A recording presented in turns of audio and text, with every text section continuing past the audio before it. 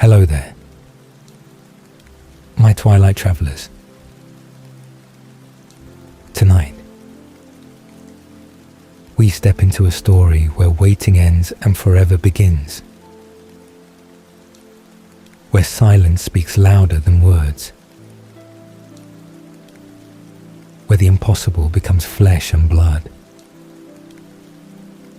and where dawn finally breaks after the longest night. Through Edward's eyes, we'll witness love transformed, family redefined, and eternity reimagined.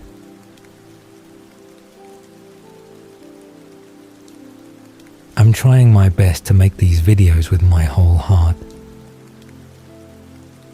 and sometimes I doubt if it's really worth all the effort. But your comments make me feel seen and remind me why I'm doing this. I'm hoping to reach 1,000 subscribers soon. I'm close, but not there yet. If you'd like to support a small creator and this little community we're building, please consider subscribing. Thank you.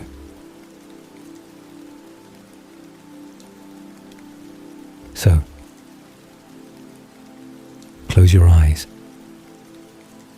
Let the gentle darkness embrace you and drift into a world where breaking dawn means more than sunrise. It means the beginning of everything. And dreams never end.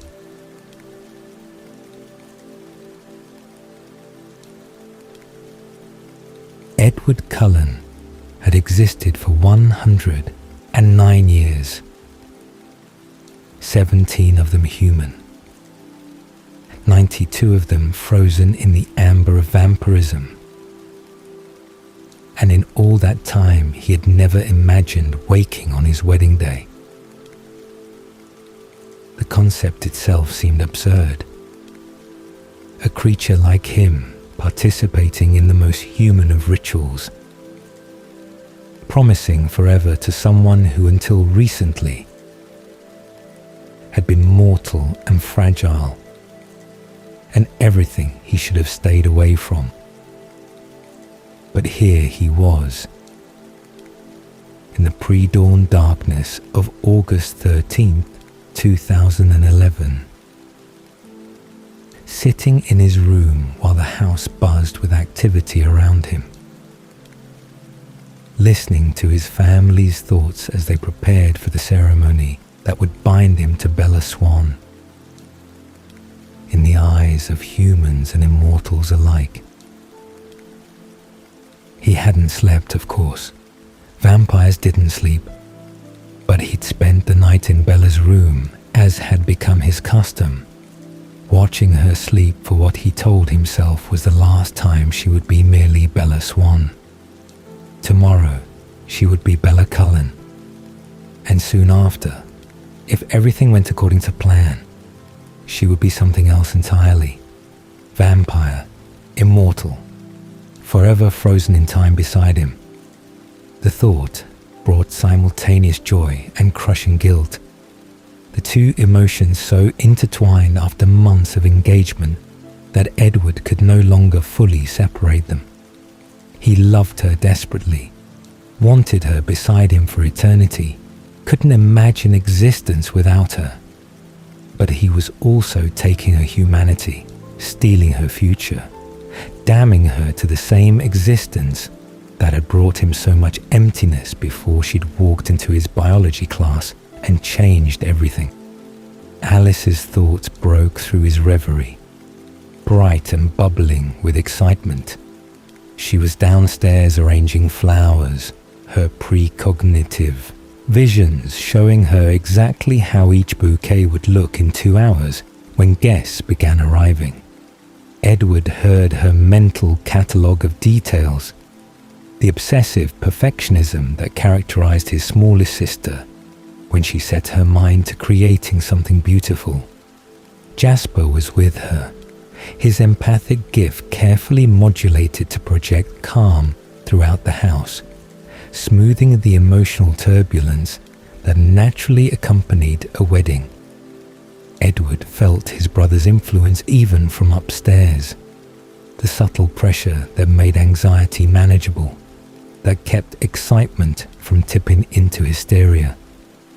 Jasper's thoughts were focused and military precise as always, treating the wedding like a tactical operation requiring flawless execution. Emmett's thoughts were characteristically straightforward, full of brotherly affection and only slightly mocking amusement at Edward's obvious nervousness.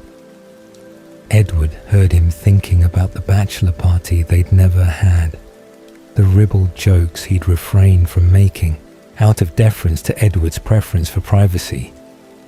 Emmett meant well. His thoughts warmed despite the teasing edge, genuinely happy that Edward had found someone who made him want to participate in life rather than just endure it. Rosalie was more complicated.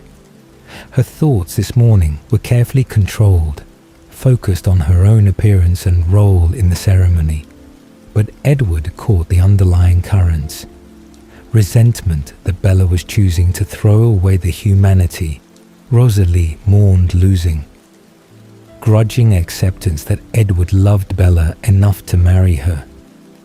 Worry about what would happen after the wedding, during the honeymoon, when Edward's control would be tested in ways it had never been tested before.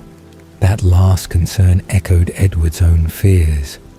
The honeymoon, the wedding night, the physical intimacy that Bella wanted, and that Edward was terrified of providing. How could he be close to her in that way, lose himself in sensation and desire, without forgetting his own strength? One moment of lost control could kill her, could crush bones or tear flesh, or end her life when he meant only to love her. He'd been thinking about it obsessively for months, running through scenarios, trying to calculate exactly how much restraint would be required. Carlyle had been understanding but ultimately unhelpful, his medical knowledge extensive but his personal experience limited. Carlyle had never been with a human, had waited until he'd transformed Esme before attempting physical intimacy. He had no frame of reference for what Edward was about to attempt. Esme's thoughts drifted up from the kitchen where she was overseeing the caterers, making sure the human food was prepared exactly right, even though none of the Cullens would eat it. Her mind was full of maternal warmth and joy, genuinely delighted that Edward had found love after so many decades alone. She didn't share Rosalie's concerns about Bella's choice, didn't worry about the morality of transformation. She simply wanted Edward to be happy, and if Bella made him happy, that was enough. Carlyle was in his study, ostensibly reviewing notes for a surgery scheduled next week, but actually contemplating the metaphysical implications of the vows Edward would take today. Edward heard his father's thoughts, the philosophical considerations that characterized Carlyle's approach to their existence. Marriage was a human institution, but it was also a sacred bond, a promise that transcended the merely physical. Carlyle believed Edward was doing the right thing, formalizing his commitment before transforming Bella, giving her the human experience she wanted before taking her humanity. Outside, the August morning was progressing toward the carefully scheduled start time. Alice had chosen late afternoon for the ceremony, the light golden and flattering, the heat manageable. The backyard had been transformed over the past week into something that looked like it belonged in a fairy tale. All white flowers and gossamer fabric and strategic lighting that would create magic as evening approached. Edward finally rose from his chair and moved to the window, looking out at the preparations visible below. Humans were arriving, members of the wedding party, professionals Alice had hired to handle the details she couldn't personally manage. Edward heard their thoughts, the usual mixture of admiration for the Cullens' wealth and mild discomfort at their otherworldly beauty. A car pulled up the long driveway, and Edward's attention sharpened. Charlie Swan, Bella's father, arriving early in his police cruiser because he didn't trust his own sense of direction, despite having lived in Forks his entire life. Edward focused on Charlie's thoughts, reading the complex mixture of emotions the police chief was experiencing. Charlie was profoundly uncomfortable with the entire situation. He didn't trust Edward, didn't understand what his daughter saw in the pale, strange boy, who was too old for his apparent age, too controlled, too perfect. Charlie's cop instinct told him something was wrong with Edward Cullen, even if he couldn't articulate what. But he also loved Bella enough to respect her choices, to walk her down the aisle and give her away, even though every paternal instinct screamed that she was too young, that this was happening too fast, that she should be going to college instead of marrying her high school boyfriend. Edward felt sympathy for Charlie, despite the man's suspicion. Charlie was losing his daughter today, losing her in ways he couldn't possibly understand. After the wedding, after the honeymoon, after the transformation, Bella would have to fake her own death, would have to disappear from Charlie's life entirely. The father who loved her would spend the rest of his life believing she was gone, never knowing she'd simply become something he couldn't be allowed to see. The guilt twisted in Edward's chest again, sharper this time. This was his fault, all of it. If he'd stayed away from Bella that first day in biology, if he'd left Forks when he should have, Charlie wouldn't be about to lose his daughter. Bella would be normal, human, safe. But she also wouldn't be his, and Edward was too selfish, too in love, too desperate for her to wish that alternative into being. The morning progressed into afternoon. Bella was at her house getting ready, surrounded by Alice and Rosalie and her human friends, who didn't know this was goodbye. Edward couldn't hear Bella's thoughts, could never hear them, her mind remaining beautifully and frustratingly silent, no matter how desperately he wanted access. But he could hear Alice's running commentary, could see through his sister's eyes the vision of Bella in her wedding dress. She was stunning. The dress Alice had chosen was perfect, elegant and simple, transforming Bella's normal awkwardness into something graceful and ethereal. Her hair was arranged in soft curls, her makeup subtle but effective. She looked like a bride from another era, timeless and lovely, and Edward felt his dead heart metaphorically ache at the sight of her filtered through Alice's vision. Guests began arriving as the afternoon deepened toward evening. Edward greeted them with careful courtesy, reading their thoughts, playing the role of grateful groom. Some were human friends of Bella's from school, their minds full of typical teenage concerns and romantic notions about weddings. Others were vampires, members of the Denali clan, who had traveled from Alaska to witness this unusual union. Tanya's thoughts were wistful as she congratulated Edward, remembering her own failed attempts to interest him romantically over the decades. But she was genuinely happy for him, genuinely pleased that he'd found someone who made him want to participate in existence, rather than just endure it. Kate and Garrett were newly together themselves, their thoughts full of each other, barely paying attention to the ceremony preparations. Carmen and Eleazar were warmly supportive, their ancient bond a testament to the possibility of lasting vampire love. The ceremony time approached. Edward took his position at the altar Alice had created, Emmett and Jasper flanking him, while Carlyle prepared to officiate.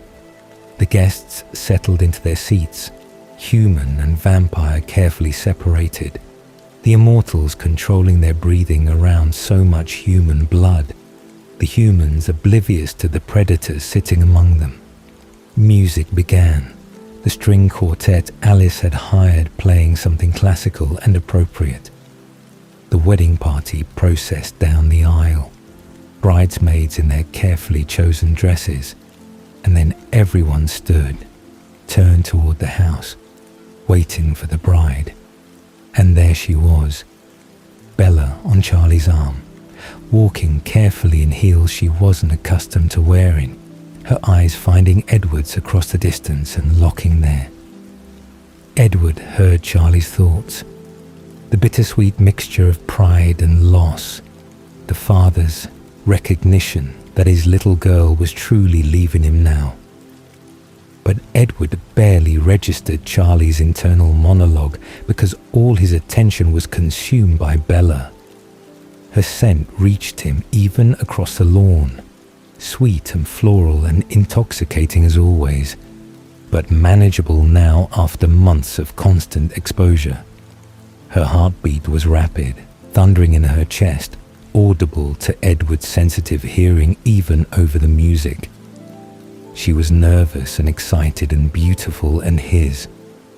The ceremony itself passed in a blur of carefully rehearsed words and gestures. Carlyle spoke about love and commitment, about the sacred bond being forged between two souls. Edward barely heard it, too focused on Bella's face, on the way she was looking at him with such absolute trust and devotion that it made him feel simultaneously blessed and unworthy. The vows. Edward spoke his carefully, meaning every word, promising to love and cherish and protect her for all of his existence. Bella spoke hers, her voice steady, despite the emotion shimmering in her brown eyes, promising him forever, even though she didn't yet know what forever truly meant. The rings, the kiss, the pronouncement that they were husband and wife. And then it was done. Irrevocable. Binding. The reception began as sunset painted the sky in shades of gold and pink. Edward danced with Bella, supporting most of her weight as he always did, moving them across the floor with fluid grace while she simply held on and trusted him not to let her fall.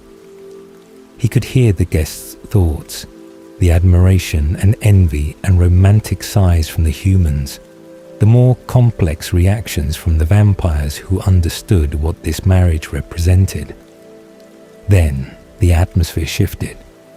Edward felt it before he heard it, a change in the emotional temperature of the reception.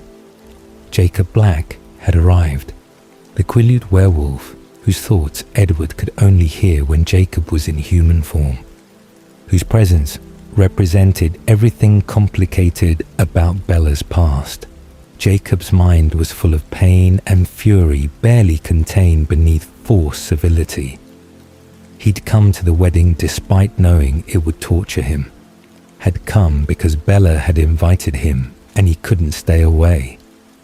Edward read Jacob's thoughts clearly now, heard the desperate hope that Bella would change her mind even at this late hour. The anguish at watching her marry a vampire.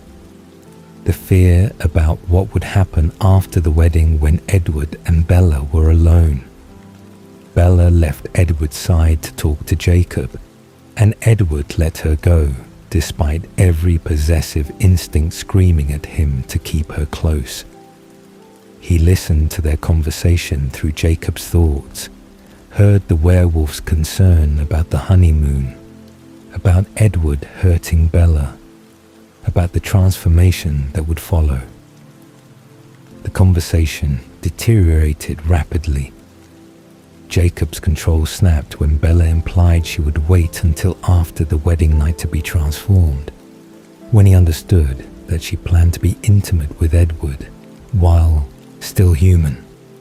The danger of it, the insanity of it, sent Jacob into near frenzy. The other wolves materialized from the darkness, responding to their pack brother's distress, ready to fight if necessary. Edward was there instantly, standing between Bella and the wolves, reading Sam Yuli's thoughts as the Alpha assessed the situation. Sam was calm despite the tension, his mind focused on preventing violence at a wedding, on maintaining the treaty that kept peace between vampires and werewolves. He forced Jacob to leave, the pack bonds compelling obedience, and the wolves disappeared back into the forest as quickly as they'd appeared. The reception continued, but the joy had been strained by the confrontation. Edward held Bella closer during their remaining dances, hyper-aware of her fragility, of how close they'd come to violence. Guests began leaving as the evening deepened into night, offering congratulations and well wishes, slowly reducing the crowd until only family remained. Finally, it was time to leave.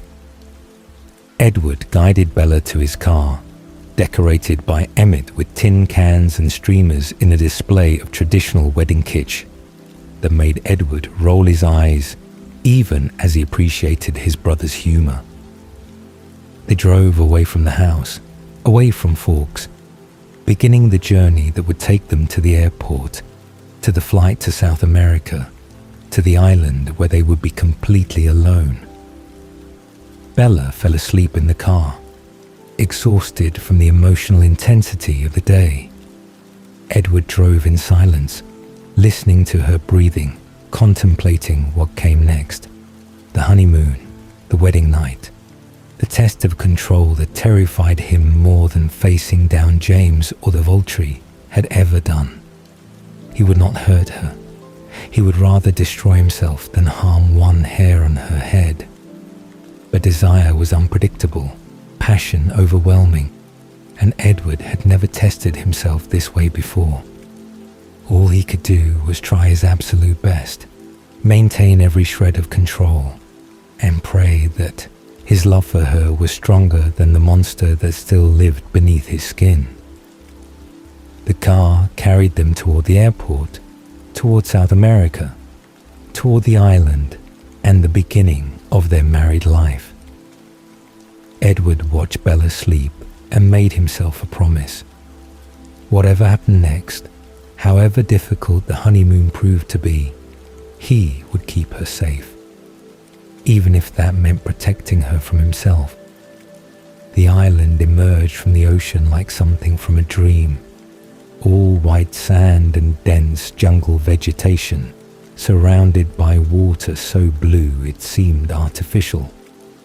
Carlyle had purchased it decades ago as a gift for Esme, a private sanctuary where she could indulge her love of tropical beauty without worrying about sun exposure or human observation. Now he'd offered it to Edward and Bella for their honeymoon, a gesture of paternal generosity that Edward appreciated more than he could articulate. The house itself was exactly what Esme would create, given unlimited resources and her particular aesthetic sensibility. Open and airy, built to capture ocean breezes, filled with comfortable furniture and soft colors that complemented rather than competed with the natural beauty surrounding it. Edward carried Bella across the threshold in deference to tradition, setting her down gently in the main room while she took in her surroundings with wide eyes. He could hear her heartbeat accelerating, could smell the subtle changes in her scent that indicated nervousness mixed with anticipation. She was thinking about the wedding night, about what came next, and Edward felt his own anxiety spike in response, even as he tried to project calm confidence. They explored the house together, Edward pointing out details while internally cataloguing every potential danger. The bedroom with its massive bed draped in white fabric, the bathroom with its deep tub overlooking the ocean, the kitchen stocked with human food that only Bella would eat, everything designed for romance, for intimacy, for the very thing that terrified Edward most. Night fell with tropical swiftness, the sky transforming from blue to purple to black in what felt like moments. Bella showered, taking her time, and Edward used the privacy to pace the bedroom and try to master his fear. He could do this. He had to do this. Bella wanted this, deserved this, had agreed to marry him partly because he'd promised her a real honeymoon before her transformation. He would not fail her because of his own cowardice. When she emerged wearing white silk that barely covered her, Edward's carefully constructed control wavered. She was beautiful and trusting, and his wife, and the desire that flooded through him was both human and monstrous. Love and hunger so intertwined he couldn't separate them. He crossed to her slowly, giving her time to change her mind, to tell him to stop. But Bella stepped into his arms without hesitation, and Edward bent to kiss her with desperate tenderness. Her lips were warm and soft and yielding, her heartbeat thundering against his silent chest, her scent wrapping around him like physical embrace. Edward forced himself to go slowly, to be gentle, to monitor every movement and touch. His hands trembled as they traced her skin, hyper-aware of his strength, of how easily he could hurt her. When they moved to the bed, Edward felt like he was attempting surgery blindfolded, trying to navigate unfamiliar territory while maintaining perfect control over every muscle and reflex. Bella's hands explored his cold skin without fear, her touch igniting responses Edward had never allowed himself to fully experience. He'd spent a century suppressing physical desire, channeling it into other pursuits, convincing himself he didn't need what he could never safely have. But now, with Bella beneath him, and permission granted, and love overwhelming everything else, Edward felt that iron control beginning to slip. He tried to lose himself in the moment without actually losing himself. To experience intimacy while maintaining the awareness necessary to prevent disaster. It was impossible, paradoxical, like trying to sleep while staying awake. Sensation built toward something overwhelming, and Edward felt himself forgetting to measure his strength, forgetting to modulate his grip, forgetting everything except Bella and desire and the desperate need for connection. When it was over, Edward lay beside his wife in the darkness and tried to assess the damage. Bella was breathing hard, her heart rate elevated, her skin flushed with warmth. She seemed happy, satisfied, completely unaware that Edward had been terrified the entire time.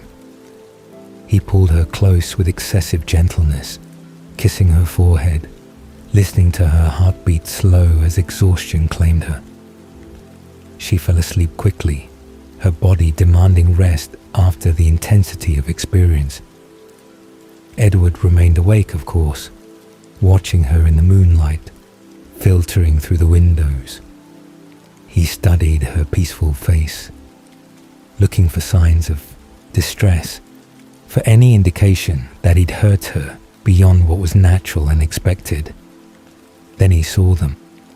The bruises, dark marks on her arms where his fingers had gripped too hard. A shadow on her shoulder where he'd held her. The physical evidence of his failure to maintain perfect control, proof that even at his most careful, he was still dangerous to her. Edward felt something cold and horrible settle in his chest. Self-loathing, sharp and familiar, the same emotion that had driven him away from Carlisle all those decades ago when he'd realized what he'd become. He'd hurt Bella. Not seriously, not catastrophically, but he'd marked her skin with his carelessness, had proven that even love and desperate caution weren't enough to make him safe for her. The morning brought sunshine and Bella's awakening. She stretched beside him with a sleepy smile, clearly content, clearly happy with the night's events. But when she moved, when the sheet fell away and revealed the bruises in daylight's harsh illumination, Edward felt his resolution crystallize into something unbreakable. Never again. He would not risk hurting her this way again. Once was forgivable. An accident born of inexperience and overwhelming sensation. Twice would be negligence. Proof that he couldn't control himself. That he was exactly the monster he'd always feared he was. Bella tried to argue. Tried to convince him the bruises didn't matter. That she was fine and happy and wanted to repeat the experience. But Edward remained firm despite her disappointment and growing frustration. He could hear what she wasn't saying in the way her heartbeat changed, in the subtle shifts of her scent, in the body language he'd learned to read since he couldn't access her thoughts. She was hurt by his rejection. She interpreted his refusal as lack of desire rather than excessive concern. And Edward couldn't adequately explain without revealing the depth of his self-loathing, without admitting that seeing her bruised made him want to destroy himself for his carelessness. So instead, he deflected. He suggested swimming, exploring the island, diving in the ocean. Anything to distract her from intimacy, to keep himself from another situation where he might lose control. Bella went along with it, but Edward heard the disappointment in her too fast heartbeat, smelled the frustration she was trying to hide. The days developed a pattern. Bella would attempt to seduce him with increasing boldness and creativity. Edward would resist with decreasing success, his willpower eroding under the constant assault of desire and her wounded feelings. They swam in the ocean, explored the jungle, lay on the beach in the sunshine that made Edward's skin sparkle like diamonds. They talked and laughed and acted like honeymooners in every way except the one that mattered most to Bella. Edward read her frustration in everything she did. The way she wore revealing clothing designed to tempt him. The way she touched him with deliberate provocation. The way she looked at him with brown eyes full of hurt and confusion, silently asking why he didn't want her when he'd promised this honeymoon would be real. But he did want her. Desperately, overwhelmingly, with an intensity that terrified him precisely because it was so strong. That was the problem. The wanting was dangerous. The desire overwhelming enough to make him forget his own strength, to make him lose the control that was the only thing keeping her safe. 2 weeks into the honeymoon, Edward's resolve began to crumble. Bella's silent hurt was worse than any argument, worse than anger or tears. She felt rejected, unwanted, as if Edward regretted marrying her. And that misunderstanding was intolerable, unbearable, worse than the risk of hurting her again. So when she approached him on the beach at sunset, when she kissed him with desperate intensity, when she whispered that she needed him to prove he still wanted her, Edward's carefully constructed walls finally collapsed. He gave in, gave her what she wanted, tried again to navigate the impossible balance between passion and control. This time was better. Edward managed to maintain more awareness, to moderate his strength more successfully, but there were still bruises afterward, still evidence of his dangerous nature, and the cycle continued. Bella insisting she was fine, Edward hating himself for marking her, both of them wanting something they couldn't quite achieve together. Edward began to notice other changes too, subtle shifts he initially attributed to adjustment and exhaustion. Bella was tired more often than seemed normal, falling asleep at odd times, napping in the afternoon heat. Her appetite changed, some food suddenly unappealing, her eating patterns irregular. He dismissed it at first. The tropical climate was different from Forks. The time zone change was significant. The emotional and physical intensity of the honeymoon was draining. All perfectly reasonable explanations for why Bella seemed slightly off, why her scent was different in ways Edward couldn't quite identify, why her body seemed to be behaving strangely. But as the third week approached, Edward's unease grew. Something was wrong. He couldn't articulate what, couldn't point to specific evidence beyond his instincts, but those instincts had kept him alive for nearly a century, and he'd learned to trust them.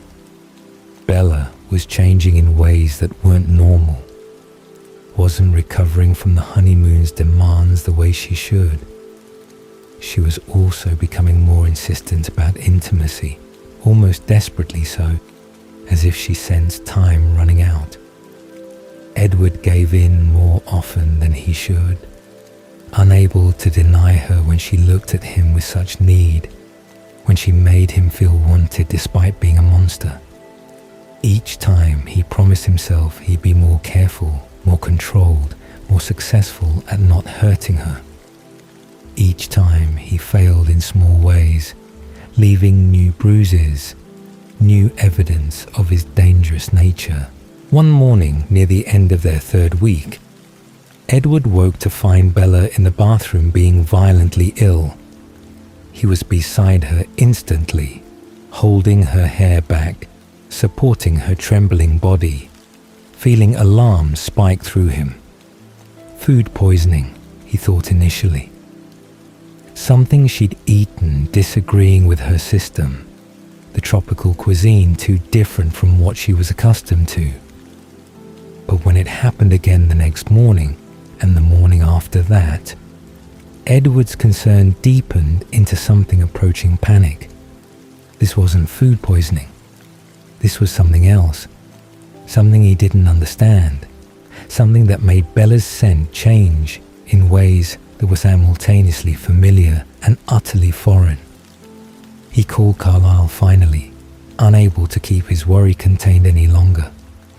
His father answered on the second ring, his thoughts immediately concerned when he heard Edward's tone. Edward described Bella's symptoms in clinical detail, trying to be objective, trying not to let his fear bleed through into his voice. Carlyle was quiet for a long moment after Edward finished speaking. When he responded, his mental voice was shocked and uncertain in ways Edward had rarely heard from his composed father. There was a possibility, Carlyle said carefully. An impossibility, really, except that impossible things kept happening around Bella Swan. A scenario that shouldn't be feasible, but that fit all the symptoms Edward had described. Bella might be pregnant. Edward's entire world stopped. Pregnant. Impossible. Vampires couldn't create life, couldn't reproduce, were biologically incapable of procreation. He'd existed for 92 years as a vampire without ever hearing of such a thing, without ever encountering evidence that it could happen. Dead things didn't create life, but he wasn't entirely dead, was he? His body still functioned in certain ways, still responded to stimuli, still produced the venom that had replaced blood in his veins. And Bella was human, gloriously alive, her body designed for exactly this kind of biological miracle.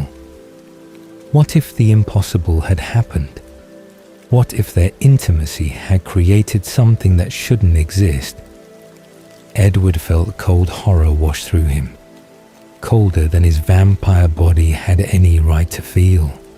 If Bella was pregnant, the thing inside her was half vampire, half him, and that meant it was killing her, draining her life force, growing at impossible speeds that human biology couldn't sustain. She was dying, had been dying for weeks, and he hadn't recognized it because he'd been too focused on guilt over bruises to notice the greater danger. They needed to get home immediately, needed to get Bella to Carlisle where proper medical intervention was possible, needed to remove the thing that was destroying her from the inside before it was too late. Edward began packing with frantic efficiency, making arrangements for their immediate departure, his mind racing through terrible scenarios and desperate solutions. Bella emerged from the bathroom, pale and weak, confusion written across her features as she watched Edward's sudden urgency. He wanted to explain, wanted to tell her what he suspected, but he couldn't find words that wouldn't sound insane. How could he tell her she might be carrying something impossible, something that would kill her if they didn't act quickly? The flight home was endless. Edward held Bella's hand and tried not to think about what was growing inside her, tried not to calculate how fast it might be developing, tried not to imagine the horror of losing her to something he'd created through his own selfish desire. This was his fault. All of it. He should never have touched her, never have given in to her requests, never have believed he could have physical intimacy without catastrophic consequences. When they finally reached Forks, when the Cullen house appeared through the trees, Edward felt something like relief. They were home. Carlisle would know what to do. Carlisle would save her. Because the alternative, the possibility that Bella might die from carrying Edward's impossible child, was simply unthinkable. The Cullen house appeared exactly as they'd left it 3 weeks earlier, but everything felt different now. Edward carried their luggage with mechanical efficiency, while Bella walked beside him, still pale, still exhausted, still carrying the impossible thing that was slowly killing her from the inside. Carlisle met them at the door, his thoughts immediately focused and clinical, his doctor's mind already cataloguing Bella's symptoms from visual observation alone. The pallor, the slight tremor in her hands, the way she moved with careful deliberateness, as if her body had become unfamiliar territory. Edward heard his father's assessment forming, heard the growing certainty that Edward's impossible suspicion was correct. They gathered in Carlisle's study, the door closed against the rest of the family's curiosity. Bella sat in the leather chair that had held countless patients over the decades while Carlisle prepared to confirm what they all feared. Edward stood by the window, unable to sit, unable to be still while his wife underwent examination. Carlisle's hands were gentle as he checked Bella's vital signs, but Edward heard his father's thoughts growing more alarmed with each passing moment. Her heart rate was elevated beyond what stress alone would explain. Her blood pressure was dangerously low. And there was something else. Something Carlyle could hear with his supernatural senses that human doctors would have missed entirely. A second heartbeat, impossibly fast, impossibly strong, coming from inside Bella's womb. Edward felt the world tilt sideways. It was real. The nightmare was real. Bella was carrying something that shouldn't exist. Something half vampire and half human. Something that was growing at speeds that would destroy her long before it reached anything resembling viability. Carlyle spoke carefully, explaining what he discovered, using medical terminology to create distance from the horror of it. A fetus, developing at approximately 10 times normal human speed, based on the heartbeat's maturity. Already the size of a 12-week pregnancy, despite conception, occurring less than 3 weeks ago. Growing faster with each passing day, demanding resources Bella's human body couldn't sustainably provide.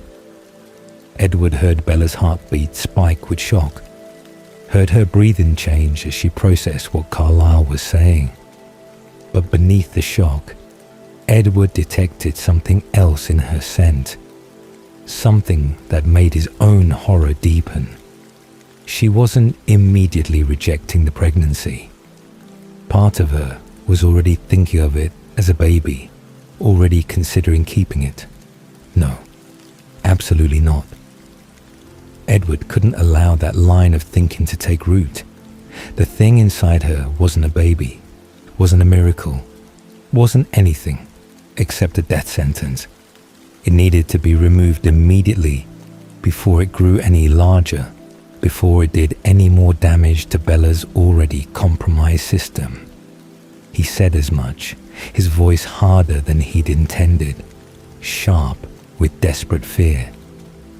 Bella needed to understand the danger she was in.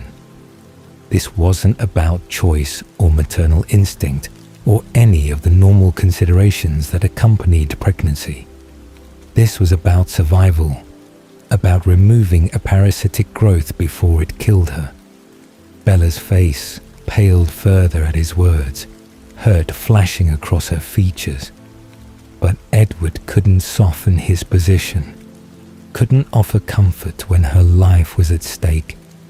He turned to Carlyle, demanding options, demanding solutions, demanding his father tell him how to save Bella from this impossible situation. Carlyle's thoughts were troubled as he considered the medical realities. Termination would normally be straightforward, a simple procedure performed in any hospital. But this wasn't a normal pregnancy.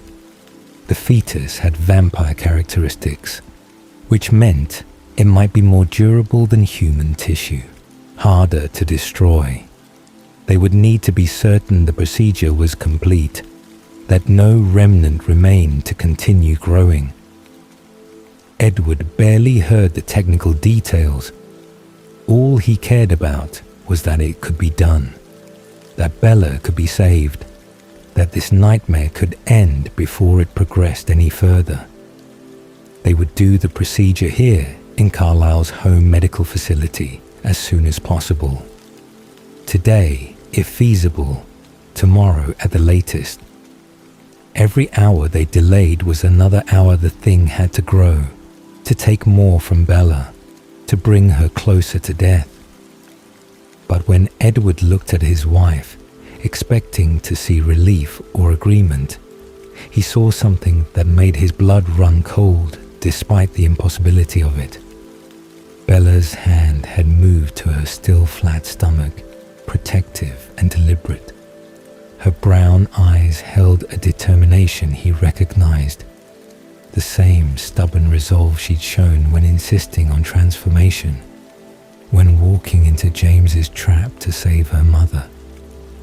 When making any decision Edward opposed, she wanted to keep it. The realization hit Edward like physical blow. Bella, impossibly, insanely, was already attached to the thing killing her. already thinking of it as her child, as their child, as something worth protecting instead of something to be destroyed. The maternal instinct that made humans such devoted parents was already overwhelming her common sense, already making her willing to die for something that had existed for less than a month. Edward tried to reason with her, tried to make her understand. The thing inside her wasn't a baby in any meaningful sense.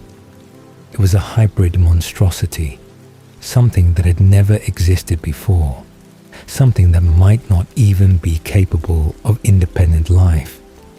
And even if it could somehow survive, even if by some miracle it could be born, the process would kill Bella.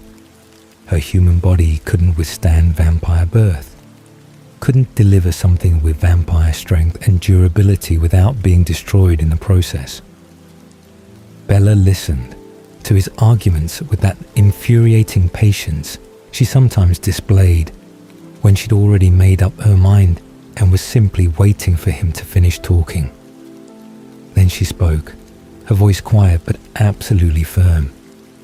She was keeping the baby, their baby, the miracle they created together, and nothing Edward said would change her decision. The argument that followed was the worst fight they'd ever had. Edward pleaded and demanded and tried to force her to see reason. Bella remained immovable, her hand never leaving her stomach, her eyes reflecting a certainty that terrified Edward more than the Volturi ever had.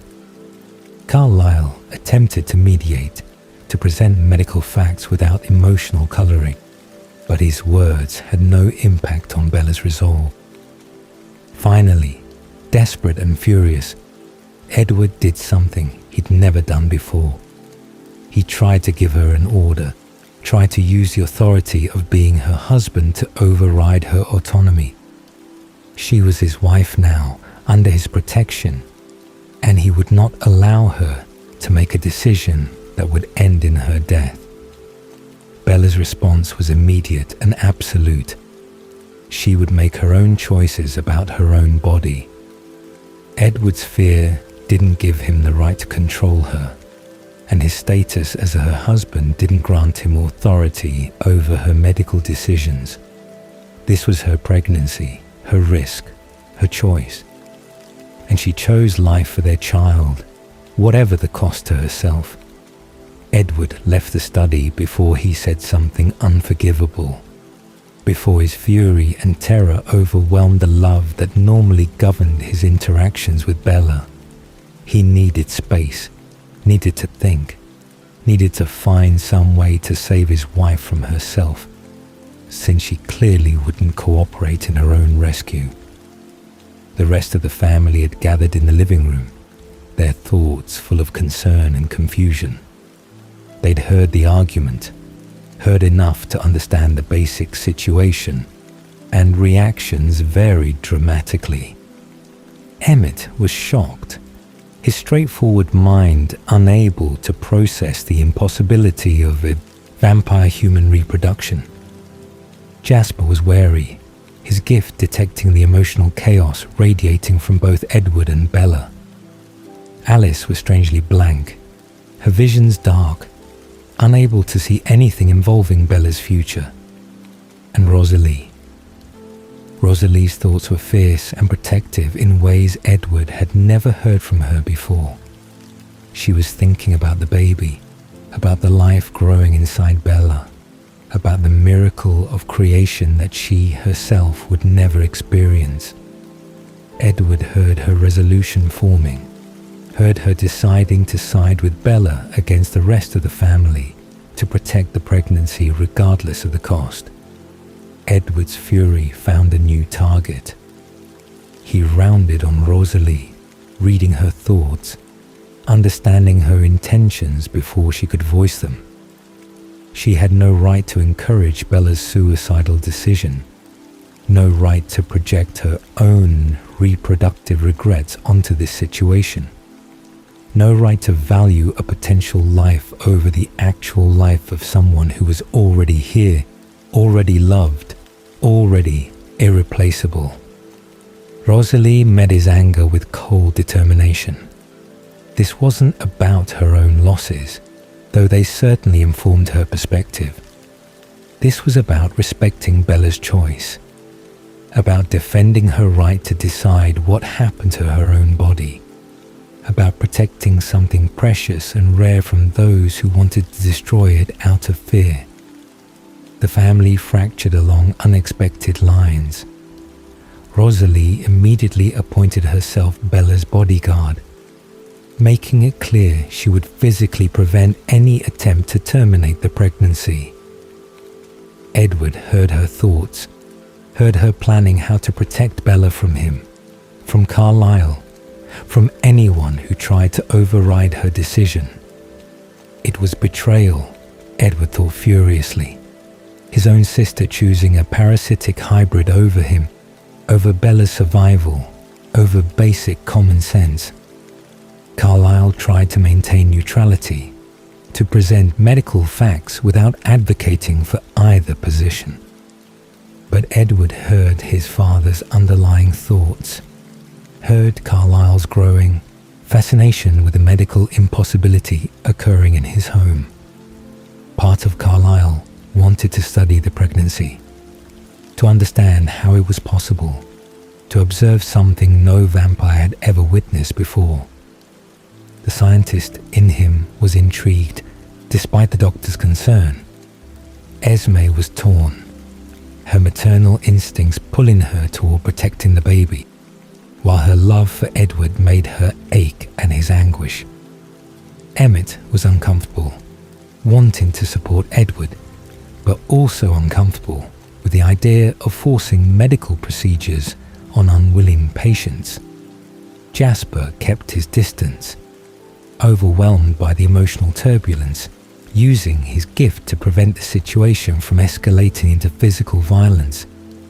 And Alice remained frustratingly blind, her visions dark, unable to offer any guidance about what choice would lead to which outcome. The baby's future was invisible to her, and Bella's future had become equally opaque, as if the pregnancy had created a blind spot in Alice's precognitive abilities.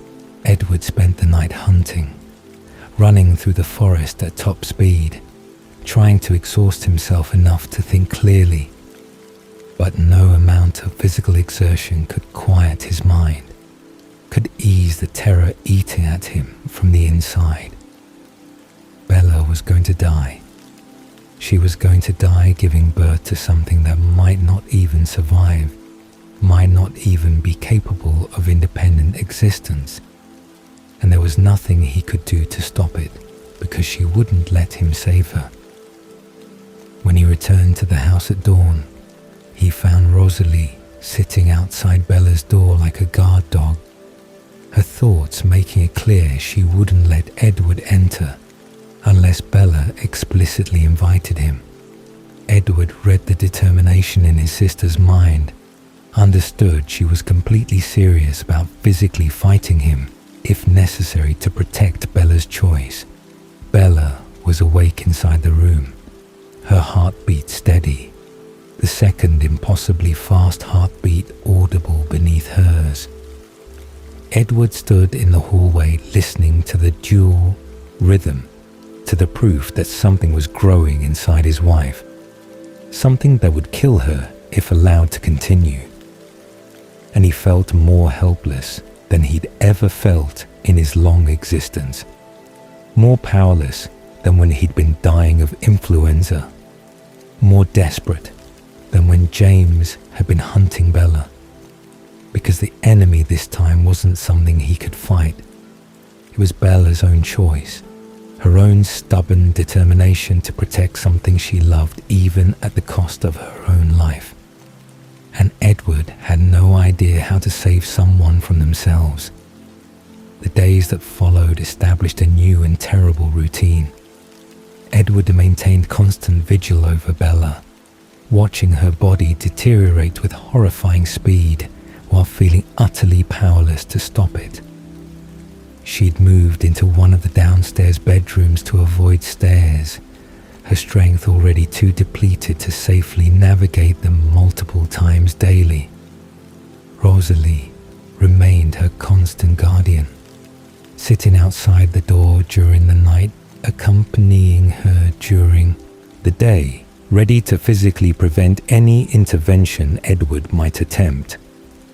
Edward heard his sister's thoughts constantly, the fierce maternal protectiveness that had overtaken her usually cold demeanor. Rosalie saw herself in Bella somehow, saw the baby as the child she herself could never have, projected all her reproductive grief onto this impossible pregnancy. It made her dangerous, unpredictable, willing to fight her own family to protect something that was actively killing the woman carrying it. Bella's physical decline was rapid and relentless. Within days, she'd lost weight she couldn't afford to lose, her already slender frame becoming gaunt, her cheekbones too prominent, her eyes too large in her thinning face. She couldn't keep down normal food anymore, her body rejecting everything she tried to eat, the pregnancy demanding resources her human biology couldn't provide. Carlyle worked tirelessly to find solutions, to slow the deterioration, to keep Bella alive long enough to... Edward couldn't finish that thought. Long enough for what? For the thing to be born? For Bella to die giving life to a hybrid monster? There was no good ending to this nightmare, only varying degrees of catastrophe. The breakthrough came from an unlikely source. Edward was sitting in Bella's room, holding her too thin hand, when he caught a thought from the thing inside her. Not words exactly, but impressions, feelings, a primitive consciousness that was nevertheless distinctly aware. The fetus was hungry, desperately so, craving something Bella's body wasn't providing: blood. The realization hit Edward with nauseating clarity. Of course, the thing was half vampire, and vampires survived on blood. It was starving, trying to get sustenance from Bella's inadequate human diet, slowly draining her life force because it couldn't get what it actually needed. The solution was obvious and revolting in equal measure. If Bella drank blood, if she consumed what the fetus craved, it might stop destroying her from the inside to get it.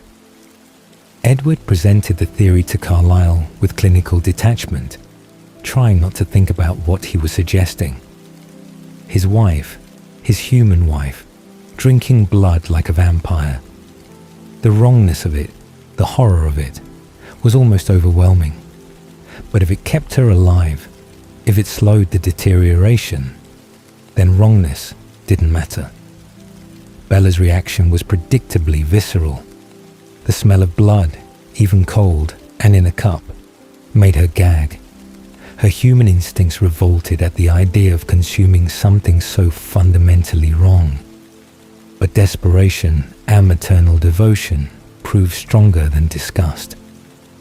She drank, forcing the blood down despite her body's protests, doing it for the baby, for the thing that was killing her. And miraculously, horrifyingly, it worked. Within hours, Bella's color improved slightly. Her vital signs stabilized. The fetus's frantic movements calmed, its consciousness settling into something less desperately hungry. Edward watched his wife drink blood and felt his reality fracturing further, felt the line between human and monster blurring in ways he'd never anticipated. The blood diet became routine. Carlyle kept Bella supplied from the hospital's blood bank, carefully selecting types and maintaining freshness. Bella drank with grim determination, never complaining despite the obvious revulsion she felt, doing whatever necessary to keep the baby alive. Edward watched and felt his heart break over and over, watching her sacrifice her humanity piece by piece for something that might still kill her.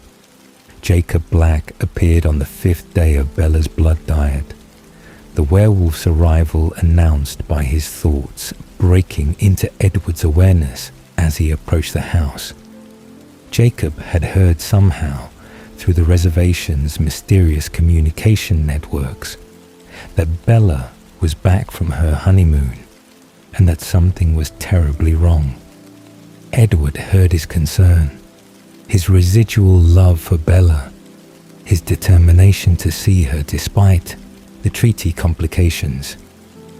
Edward met him outside, unwilling to let the werewolf near Bella in her current vulnerable state. But Jacob's thoughts revealed genuine worry, untainted by ulterior motives, and Edward found himself grudgingly grateful for the werewolf's concern. Someone else who cared about Bella, who wanted her to survive, who might be an ally against Rosalie's protection of the pregnancy. They formed an uneasy alliance born of shared desperation. Jacob was horrified when he learned about the pregnancy, his thoughts immediately jumping to the same conclusion Edward had reached. The thing needed to be removed, needed to be destroyed before it killed Bella. The werewolf's protective fury was exactly what Edward felt. Validation that his desire to terminate the pregnancy wasn't selfish or monstrous, but rational and necessary. But like Edward, Jacob discovered that Bella's stubbornness was immovable. She refused to discuss termination, refused to consider that the baby might not be worth her life, refused to acknowledge that she was dying. Her hand remained on her growing belly in constant protective gesture, her brown eyes fierce whenever anyone suggested removing the thing she'd decided to love. Jacob stayed, taking up residence in the woods near the house, his warm presence oddly comforting despite the natural animosity between vampire and werewolf.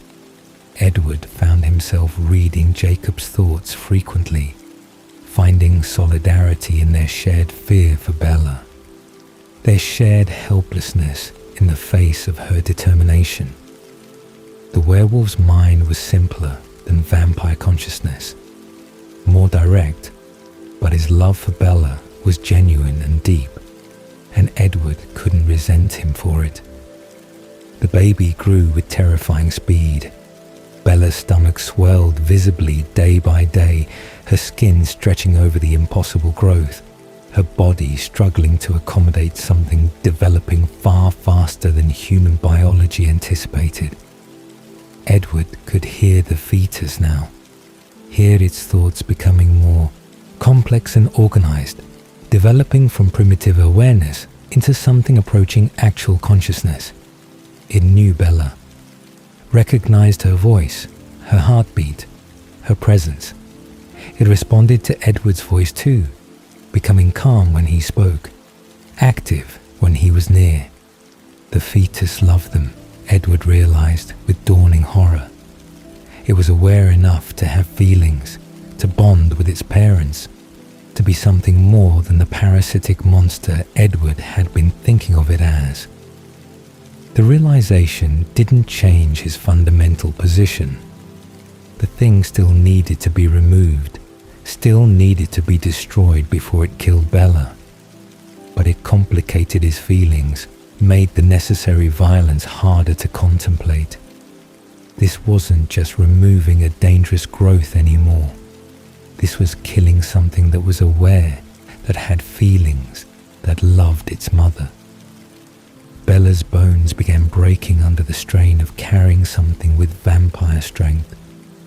Her ribs cracked when the fetus moved too vigorously, the snapping, sounds audible to Edward's sensitive hearing. Bella's gasps of pain cutting through him like knives. Carlyle set the brakes as well as he could, but there was no real fixing them. Not while the pregnancy continued. not while the thing inside her kept growing and moving and demanding space her fragile human skeleton couldn't provide. Edward begged her to reconsider. Every broken bone was another argument, another piece of evidence that her body couldn't sustain this pregnancy, that she was being destroyed from the inside. But Bella remained adamant, her pain irrelevant compared to protecting her baby, her suffering meaningless if it meant the child survived. Jacob's presence became essential in ways Edward hadn't anticipated. The werewolf's natural heat soothed Bella's constant shivering, kept her warm when vampire coldness couldn't. Jacob would sit beside her, radiating warmth, letting her lean against him while she drank blood or rested between bouts of pain. Edward read Jacob's thoughts during these moments, heard the werewolf's anguish at seeing Bella this way, heard his internal debates about whether to try forcing her hand, but neither of them could bring themselves to override her autonomy, to make medical decisions against her will. It would be violation, would be taking away the very thing they claimed to love about her, her strength, her independence, her right to choose her own path, even when that path led toward destruction. The family remained fractured. Rosalie's protective obsession with the baby intensified daily, her thoughts full of wonder at the miracle occurring, deaf to arguments about the cost. Emmett was uncomfortable, but supported his wife, though Edward heard his brother's doubts, his worry that Rosalie's grief over her own infertility was clouding her judgment. Jasper maintained careful distance, the emotional chaos too intense for his empathic gift to comfortably process. Esme tried to mother everyone, bringing Bella blankets and pillows, attempting to make her comfortable, supporting without openly choosing sides. Carlyle remained clinically focused, treating Bella as a patient, documenting the pregnancy's progression with scientific detachment that barely masked his underlying concern. And Alice remained blind, her visions dark, offering no guidance about whether this would end in tragedy or miracle. The baby's existence created a blind spot in her precognitive sight, made the future impossible to read. All they could do was wait and watch, and hope that somehow, impossibly, Bella would survive what was coming. Edward began hearing the fetus's thoughts more clearly as it developed. Not language exactly, but images and feelings and primitive reasoning. It knew it was hurting Bella, understood on some level that its growth caused her pain, and it felt regret, felt love for the mother it was inadvertently destroying, wanted to stop hurting her, but couldn't control its own development. The complexity of those thoughts made Edward's hatred waver. How could he despise something that loved Bella, that regretted hurting her, that was as much a victim of this impossible situation as anyone? The thing hadn't asked to exist, hadn't chosen to be half vampire and half human, hadn't wanted to kill its mother. It was simply growing, simply existing, simply being what biology had made it. But understanding didn't change the fundamental reality. The baby was killing Bella. Every day she grew weaker, more fragile, closer to death. The blood helped but wasn't enough, couldn't compensate for the massive demands the pregnancy made on her system. She was dying slowly, visibly, and there was nothing Edward could do except watch and wait and hope that somehow she would survive what seemed unsurvivable. Bella named the baby during her 4th week of pregnancy, though it felt like months had passed. Renée, she said, a combination of both grandmothers' names. Renée and Esme merged into something new, something that represented the blending of families and lives and species. Edward heard her say the name with such love, such certainty, that this child would be born and would be loved and would be worth everything she was sacrificing. The fetus responded to the name, its consciousness recognizing the sound, associating it with safety and love and Bella's voice. Renesmee. The thing had an identity now, was becoming real in ways that made Edward's necessary violence harder to contemplate. How did you kill something with a name? How did you destroy something that loved and was loved? But the alternative was watching Bella die. And that remained unthinkable, unbearable, impossible to accept. Edward would do whatever necessary to save his wife, even if it meant becoming the monster she'd always insisted he wasn't, even if it meant destroying something innocent to preserve something infinitely more precious. The waiting continued.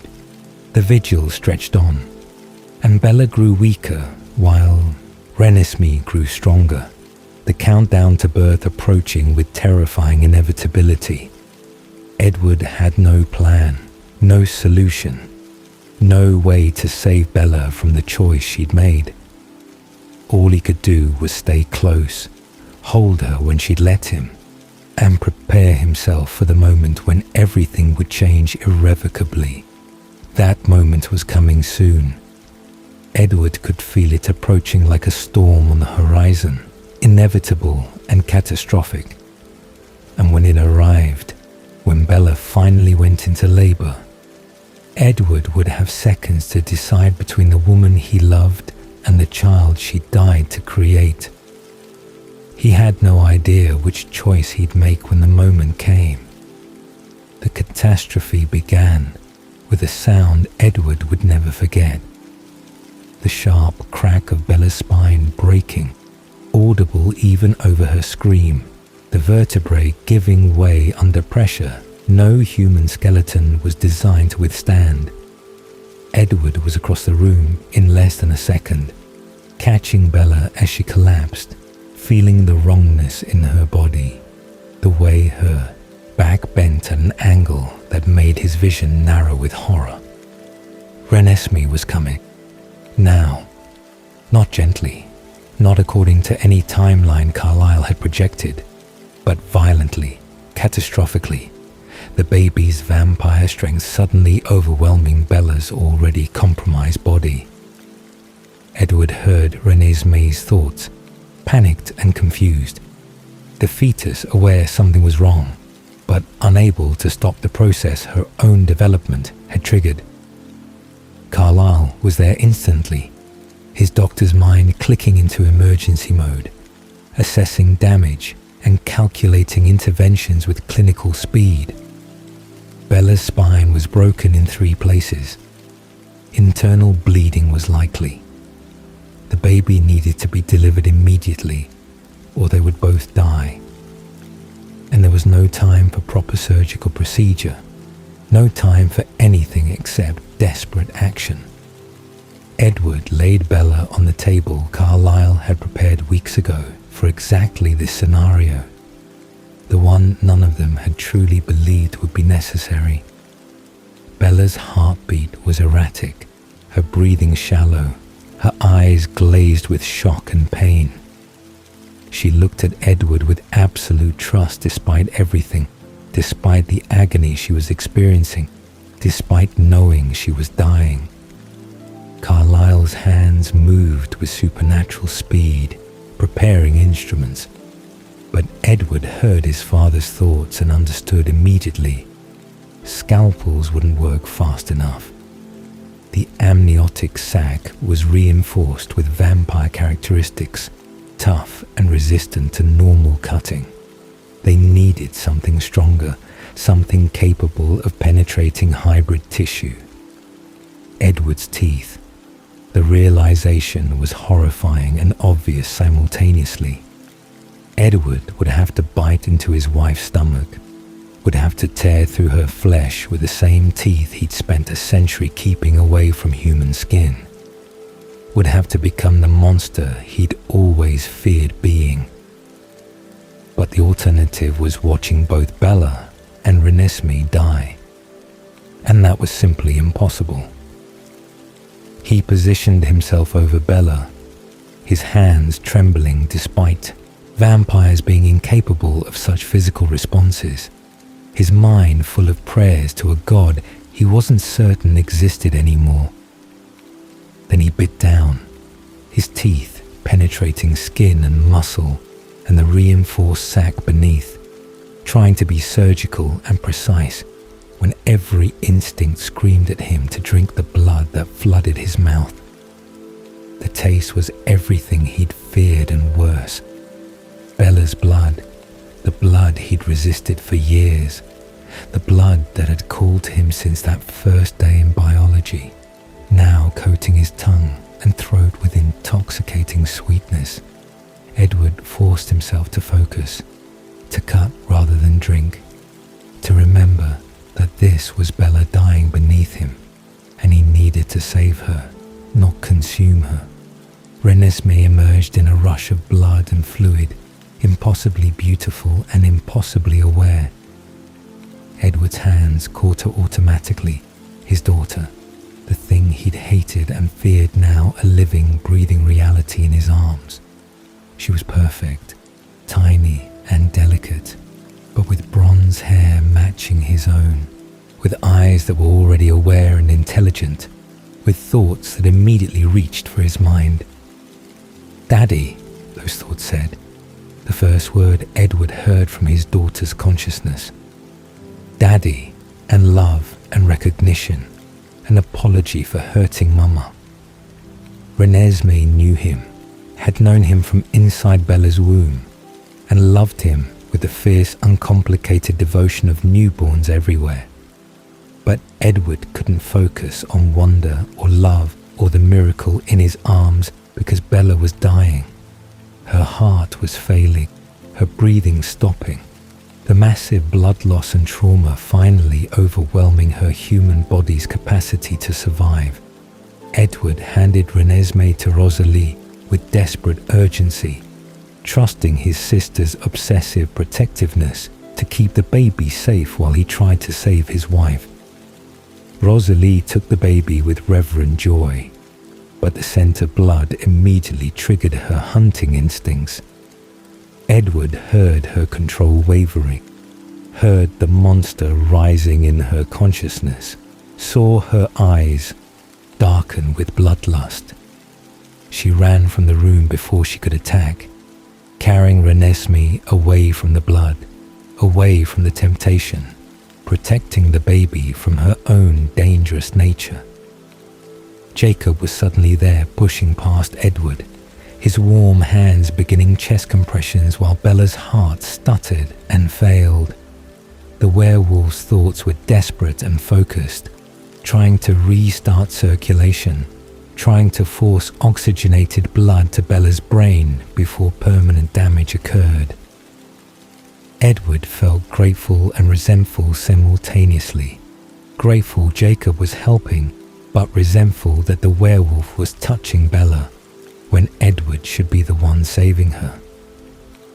But Edward had a different task, one he'd been dreading and preparing for since the moment he'd first caught Bella's scent. Transformation. The only way to save her now was to flood her system with venom, to initiate the change that would stop her from dying by making her stop being human. It was what she'd always wanted, what she'd been asking for since before they were married. But Edward had wanted to give it to her as a gift, not as emergency medical intervention. He bit her wrist first, injecting venom directly into the major artery there, feeling the poison spread through her circulatory system with supernatural efficiency. Then her throat, her other wrist, anywhere he could reach where blood vessels would carry venom to her heart quickly. Each bite was agony, the taste of her blood overwhelming, the thirst screaming at him to drink deeper, to drain her completely. But Edward forced himself to stop after each bite, to inject venom, not consume blood, to remember that this was transformation, not feeding. Jacob's compressions continued, the werewolf's disgust evident in his thoughts, but his determination stronger, keeping Bella's blood circulating long enough for the venom to reach every cell, every organ, every part of her that needed to be transformed to survive. Finally, Edward went for Bella's heart directly. He bit through her sternum with desperate precision, his teeth finding the cardiac muscle beneath, injecting venom straight into the chambers that were barely still beating. The venom would spread from there through every blood vessel, would rewrite her biology at the cellular level, would either save her or fail her, depending on whether her damaged body could withstand the transformation process. Bella's heart gave one final weak beat and then stopped entirely. The silence was absolute and horrifying. The absence of the sound that had accompanied every moment Edward had spent with Bella since that first day in biology. No heartbeat meant no life, and Edward felt his entire world collapse into that terrible silence. But then he heard it, the venom working, spreading through Bella's system, beginning the agonizing process of transformation. Her cells were dying and being reborn as something other, her human biology giving way to vampire physiology, the change happening at speeds Edward had never witnessed because he'd never transformed someone so close to actual death. Edward pulled back, his mouth stained with Bella's blood, and looked at what he'd done. His wife lay motionless on the table, her skin already beginning to pale toward marble, her features smoothing into the inhuman perfection that characterized their kind. She was transforming. Whether she would survive the process, whether the massive trauma her body had sustained would prove too much even for vampire regeneration, remained unknown. Carlyle took over, cleaning the surgical site, assessing damage, doing what he could to make Bella's transformation as easy as possible. But ultimately, all they could do was wait. Wait and hope that the venom worked fast enough, that Bella's body was strong enough, that 3 days from now she would open her eyes as a vampire instead of simply never opening them again. Edward sat beside Bella's still form and began the longest vigil of his existence. He held her hand, cold now like his own, and listened to the absolute silence where her heartbeat used to be. The transformation was happening inside her, invisible and excruciating, the venom burning through her system and rewriting everything about her biology. But Edward couldn't hear her thoughts, couldn't know if she was suffering, couldn't offer comfort or reassurance. Rosalie returned with Renesmee once the blood was cleaned away, the baby calm now and obviously healthy despite her traumatic entry into the world. Edward took his daughter carefully, studying her features, reading her thoughts, which were surprisingly complex for something so newly born. Renesmee was aware of what had happened, understood that Mama was hurt, worried about whether Mama would be okay. She was also hungry, her hybrid metabolism demanding nourishment. Rosalie had already figured out that Renesmee could drink blood, that her vampire half required it, even as her human half might eventually tolerate regular food. Edward watched his sister feed his daughter with a bottle of warmed blood and felt reality fracturing further. This was his family now, his dying wife, his hybrid daughter, his existence transformed in ways he couldn't have imagined months ago. Jacob appeared in the doorway, his thoughts complex and conflicted. The werewolf had been prepared to hate Renesmee, had expected to see a monster, had anticipated feeling nothing but revulsion for the thing that had killed Bella. But when his eyes landed on the baby in Rosalie's arms, everything changed. Edward heard it happening, heard Jacob's consciousness shift in ways that were unmistakable to anyone familiar with werewolf lore. Imprinting. The instantaneous, absolute bond that werewolves formed with their perfect match. The connection that superseded all other loyalties and desires. Jacob had just imprinted on Renesmee. Edward's fury was immediate and incandescent. How dare the werewolf imprint on his infant daughter? How dare Jacob form that kind of bond with something so young and helpless? How dare he look at Renesmee with anything resembling romantic intention? Edward was across the room in a flash, his hands at Jacob's throat, ready to tear the werewolf apart for this violation.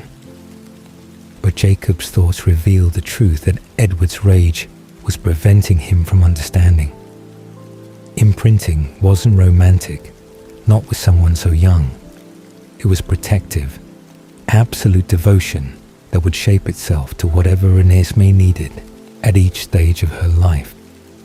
Right now she needed a guardian, someone who would die to protect her, someone whose entire existence would revolve around her safety and happiness.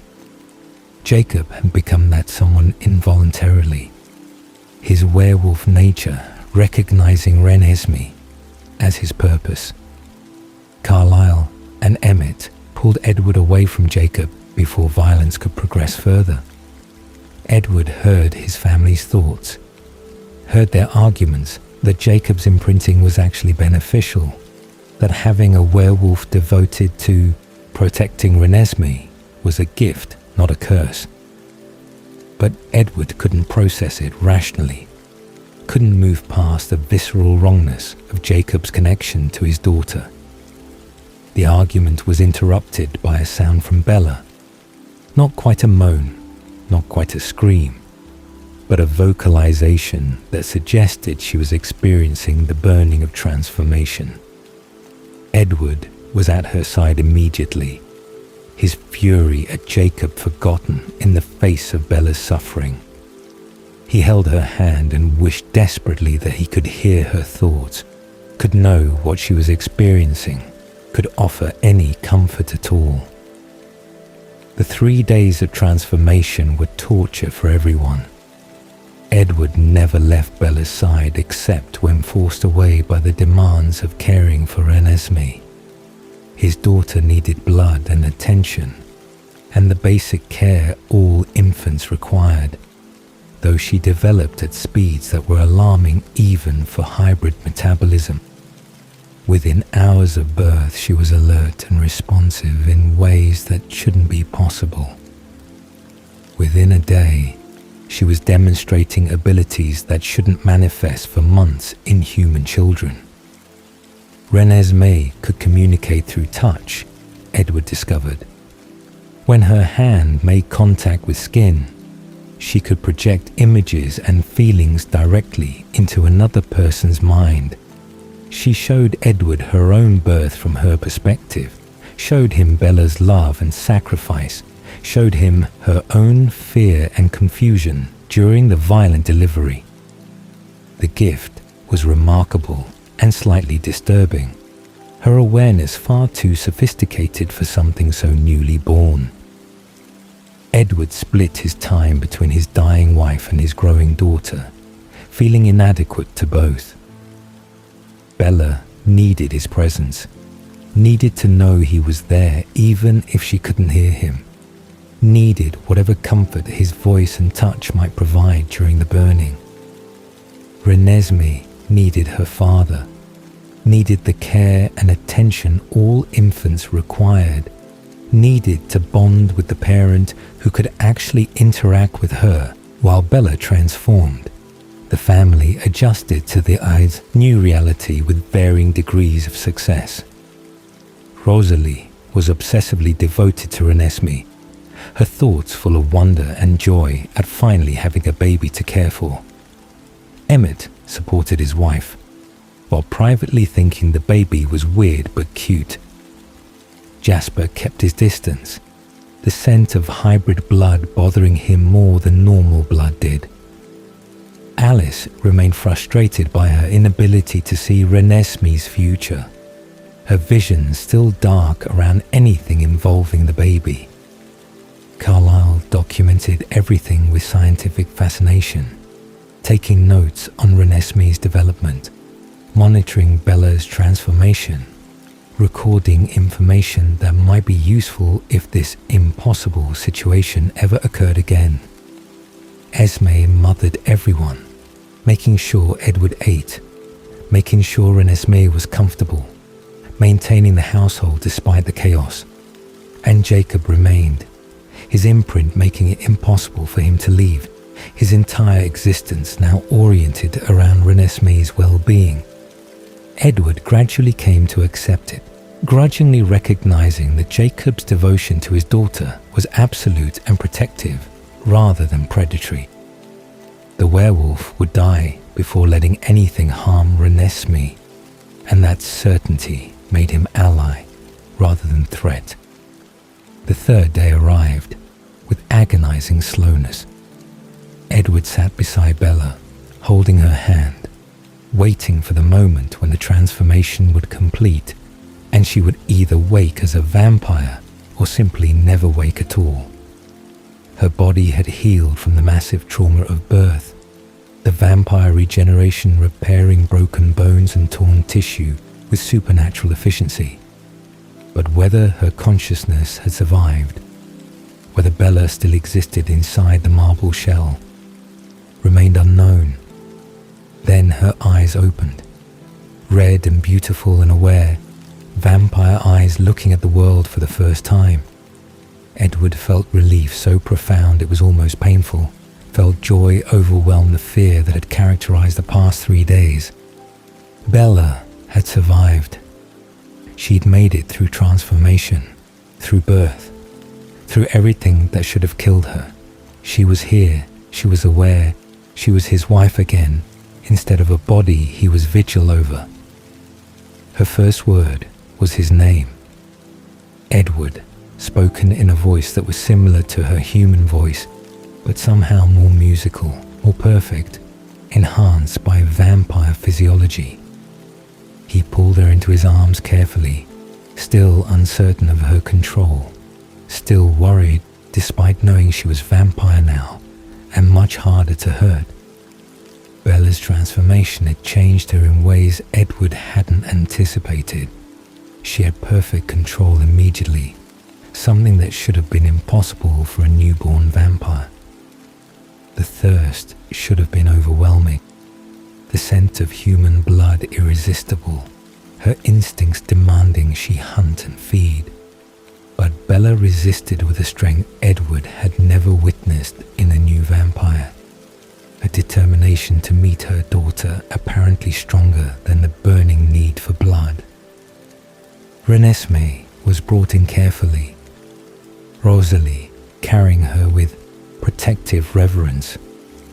Edward watched Bella's face as she saw her daughter for the first time, saw the wonder and love and fierce maternal devotion that flooded her features. Renesmee reached for Bella with tiny hands, her thoughts projecting love and recognition, showing Bella memories of being carried inside her, of hearing her voice, of knowing her mother even before birth. The family was complete in ways Edward had never imagined possible. His wife, his daughter, his existence transformed from hollow endurance into something that felt genuinely like living. The nightmare of the past weeks had ended in miracle rather than tragedy, and Edward felt gratitude so profound it threatened to overwhelm him. But even in that moment of joy and relief, Edward heard something that suggested the peace wouldn't last. Alice's gasp, her vision suddenly clear after weeks of darkness, showing her something terrible approaching. the Volturi, they were coming. And when they arrived, Edward's family would face their greatest threat yet. Bella's eyes were the first thing Edward truly noticed when the initial shock of her awakening subsided. Red, brilliant crimson from the human blood still lingering in her system, but already showing hints of the gold they would eventually become once she adopted the family's diet. Those eyes held awareness and intelligence, and something Edward had never seen before in a newborn vampire: complete self-possession. She sat up slowly, testing her new body, and Edward watched her discover what she'd become. The strength and muscles that had always been weak and clumsy, the crystalline clarity of vision that could count individual dust motes in shafts of sunlight, the symphony of sounds she could suddenly hear, from the whisper of wind through trees miles away to the rapid heartbeat of her daughter in the next room. Edward waited for the thirst to overwhelm her, for the newborn instincts to override conscious thought and send her hunting for human blood. Every vampire he'd ever known had spent their first days in mindless bloodlust, barely capable of coherent thought beneath the burning need to feed. But Bella simply sat there, clearly aware of the thirst burning in her throat, but maintaining control with a discipline that seemed impossible for someone so newly transformed. Carlyle entered the room, his thoughts full of medical curiosity and paternal concern. He'd brought blood, animal blood from their reserves, offering Bella her first meal as a vampire. Edward heard his father's assessment forming, the recognition that Bella's control was unprecedented, that something about her transformation had left her more in command of herself than any newborn had right to be. Bella drank with careful deliberation, satisfying the immediate demands of thirst without losing herself to the feeding. Edward watched her throat work, watched her body absorb the sustenance it needed, and felt pride swell in his chest. This was his wife, transformed but still fundamentally herself, still the person who made impossible choices and somehow made them work. When she'd finished, when the edge of thirst had dulled to manageable ache, Bella looked at Edward with eyes that held the question he'd been anticipating. Where was Renesmee?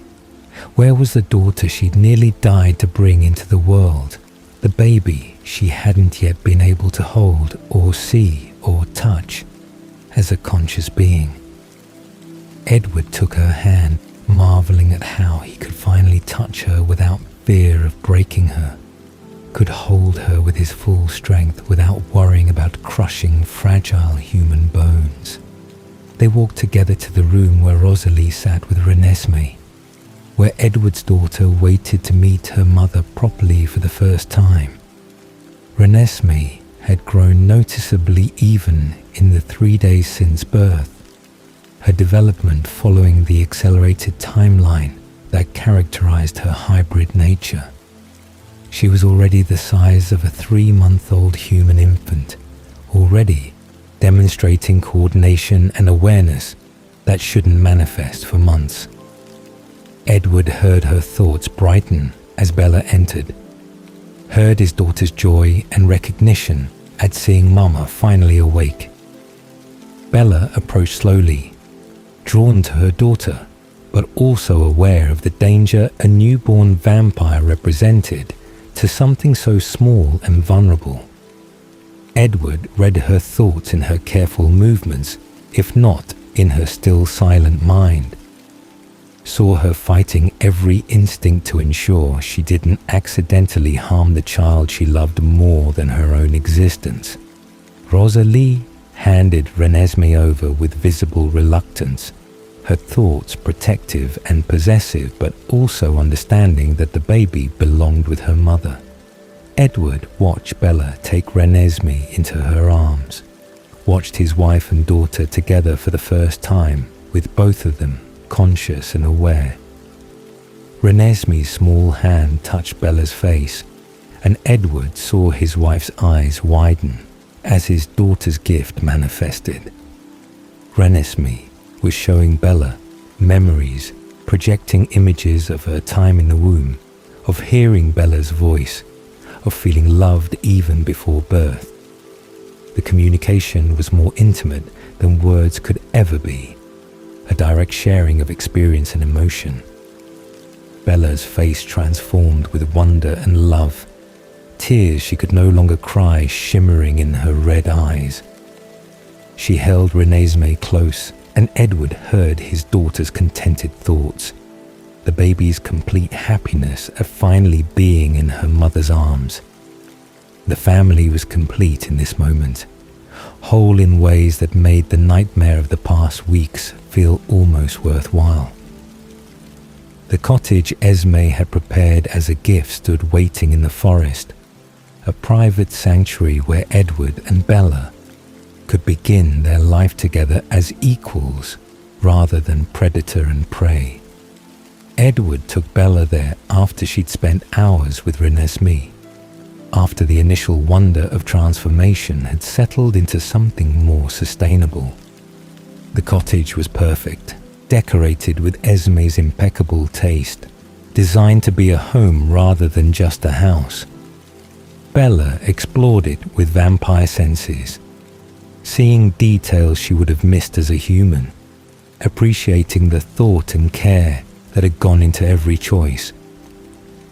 Edward watched her and felt something like peace settle over him for the first time in months. They could finally be together without restraint or fear.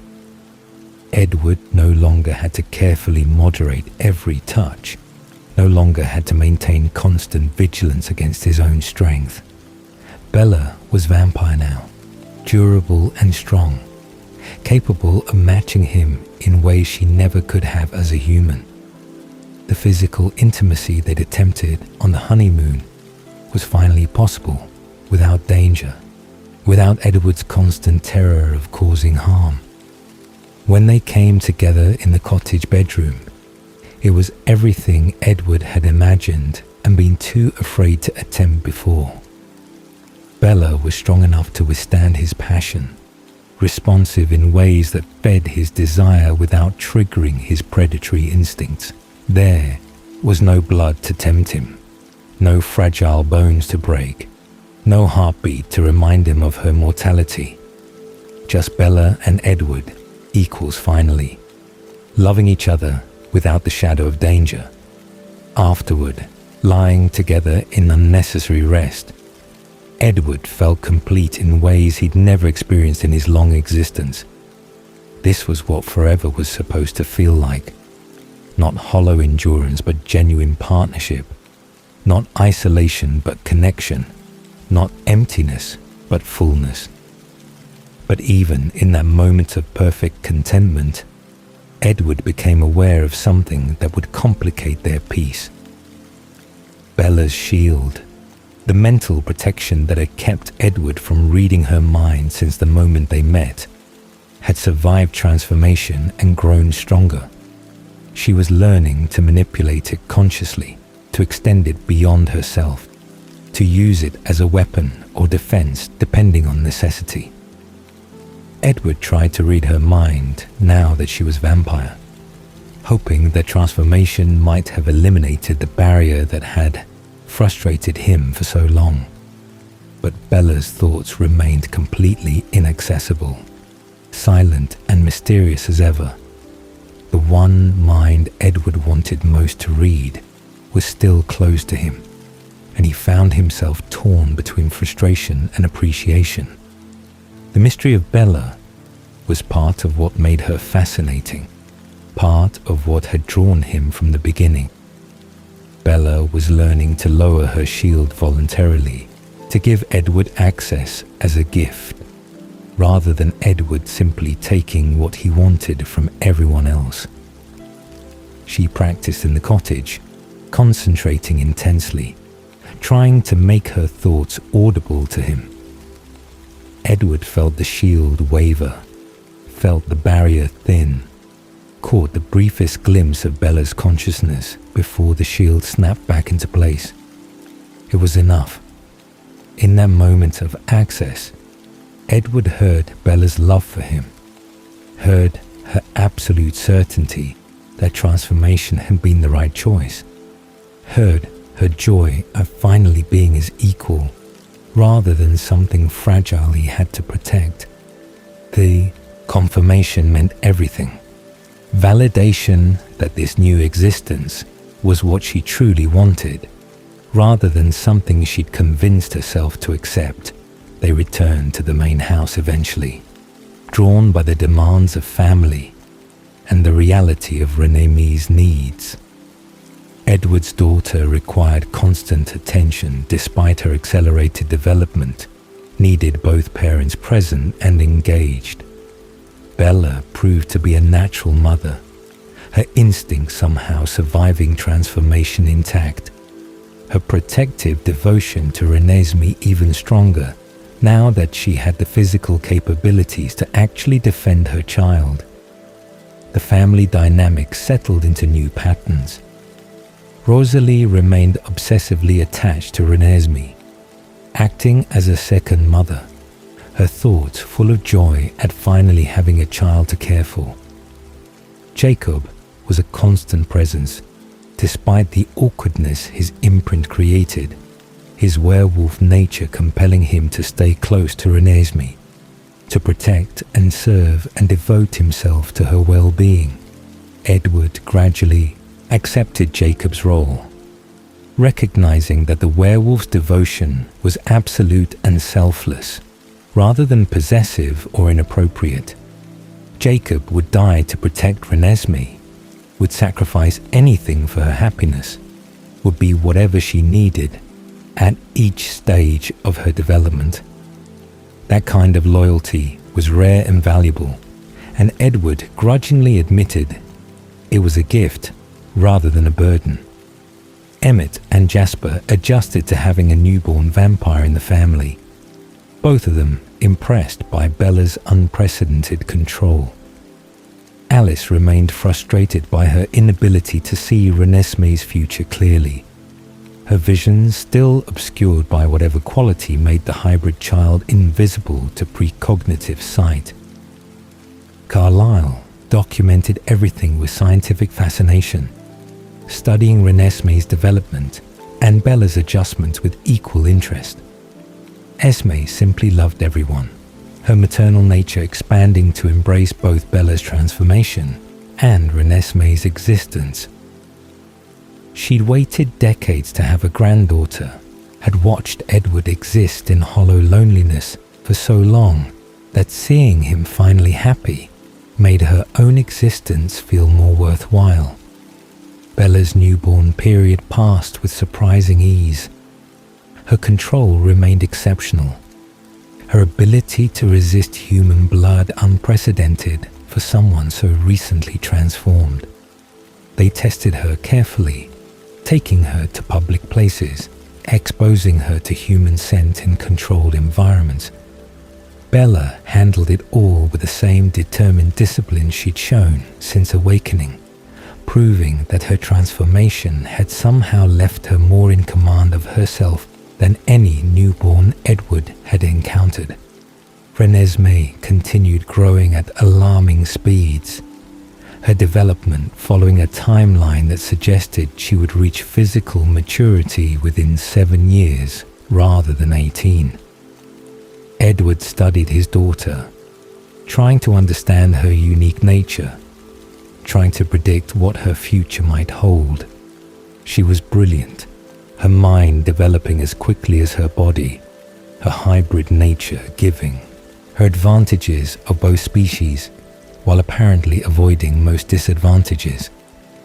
The peace lasted for weeks, long enough that Edward began to believe they might actually have a future, might actually be allowed to exist without constant crisis. Long enough that when Alice's vision came, When his sister's precognitive sight finally showed her something clear and terrible, the shock was all the more devastating. The Volturi were coming. They'd heard about Renesmee somehow, had been told that the Cullens had created an immortal child, had decided to come enforce the law that prohibited such creations, and when they arrived, they would expect to find a child vampire, an abomination that needed to be destroyed along with everyone who had created or protected it. Edward's brief peace shattered like glass. The threat he'd been dreading, the danger that had lurked at the edges of his awareness since Renesmee's birth, was finally manifesting, and he had no idea how to protect his family from the most powerful vampires in existence. Alice's scream shattered the peaceful morning like a gunshot. Edward was across the room before the sound fully registered, his hands on her shoulders, his mind diving into her consciousness to see what vision had torn such horror from his normally composed sister. What he saw there made his own silent heart metaphorically stop. The Volturi, all of them, Aro, Caius, Marcus, and the entire guard, emerging from the forest in a massive show of force. Jane's cherubic face twisted with anticipation of causing pain. Alec's empty expression promising the sensory deprivation he wielded as a weapon. Dimitri the tracker, Felix the executioner, the twins who could inflict agony or nothingness with a thought. And behind them, dozens more, an army assembled for the singular purpose of destroying the Cullens and everyone they loved. The vision showed the confrontation in the clearing behind the house, showed the Volturi's certainty of the Cullen's guilt, showed the expectation of violence and execution. Edward saw his family torn apart in Alice's precognitive sight, saw Bella destroyed, saw Renesmee ripped from his arms and burned to ash. The future Alice was witnessing was catastrophic and seemingly inevitable. Edward pulled back from Alice's mind, his own thoughts racing through terrible possibilities and desperate solutions. The family gathered quickly, drawn by Alice's scream and Edward's reaction, their thoughts full of alarm and confusion. Carlyle's mind was already working through diplomatic approaches while Jasper's military training kicked in, assessing tactical options. Emmett was ready for violence, Rosalie immediately protective of Renesmee, Esme terrified but determined. Bella appeared with Renesmee in her arms, her newborn senses picking up the tension even if she didn't yet understand its source. Edward met his wife's eyes and saw her fear crystallize into determination. Whatever was coming, they would face it together. Whatever threatened their daughter, they would fight to protect her. Carlyle demanded explanation, and Edward relayed what he'd seen in Alice's vision as quickly as possible. The Volturi believed the Cullens had created an immortal child, had broken the most sacred law of their kind, had produced the one thing guaranteed to draw immediate and violent response from vampire royalty. Immortal children were abominations, Edward explained. Young humans transformed before they could develop self-control, frozen forever in childish impulsivity, incapable of restraint or rational thought. They were catastrophically dangerous, had nearly exposed vampire existence centuries ago, and the Volturi had decreed absolute prohibition on their creation. But Renesmee wasn't an immortal child. She was half human, growing and developing normally despite her accelerated timeline, capable of learning and self-control in ways transformed children never could be. The Volturi's information was wrong, their accusation based on misunderstanding. All the Cullens needed to do was prove it. demonstrate that Renesmee was something different, something that didn't violate any law. Edward heard the hope in his own thoughts, even as he recognized how fragile it was. The Volturi didn't make mistakes lightly, didn't mount expeditions based on rumors without investigation. Someone had told them about Renesmee, someone who had seen her and drawn the wrong conclusion, and that someone's testimony would carry weight, would be difficult to overcome with simple denials. Alice's vision shifted as decisions were made, the future changing in response to their choices. She concentrated, trying to see who had accused them, trying to identify the source of the Volturi's information. Images flickered through her mind, indistinct and frustrating, but finally one crystallized with terrible clarity. Irina, one of the Denali clan, Tanya's sister, someone the Cullens had considered a friend. Edward read the vision, clearly saw Irina in the forest near Forks, saw her witnessing Bella, Jacob and Renesmee playing in the snow, saw her face transform with horror as she saw what she believed was a child vampire, saw her immediate decision to report the violation to the Volturi, saw her traveling to Italy with absolute certainty that she was doing the right thing. Edward felt fury burn through him. Irina hadn't bothered to investigate, hadn't asked questions, hadn't given the Cullens the benefit of doubt. She'd seen Renesmee from a distance, jumped to conclusions, and condemned them all to execution based on incomplete observation. The betrayal was sharp and personal, made worse by the fact that Irina genuinely believed she was upholding vampire law rather than destroying innocent lives. Carlyle's thoughts turned immediately to diplomacy, to finding ways to reach Irina before the Volturi arrived, to convincing her of her mistake so she could retract her accusation. But Alice's visions showed that path closing, showed Irina already in Italy, already standing before Aro, already sharing what she believed she'd witnessed.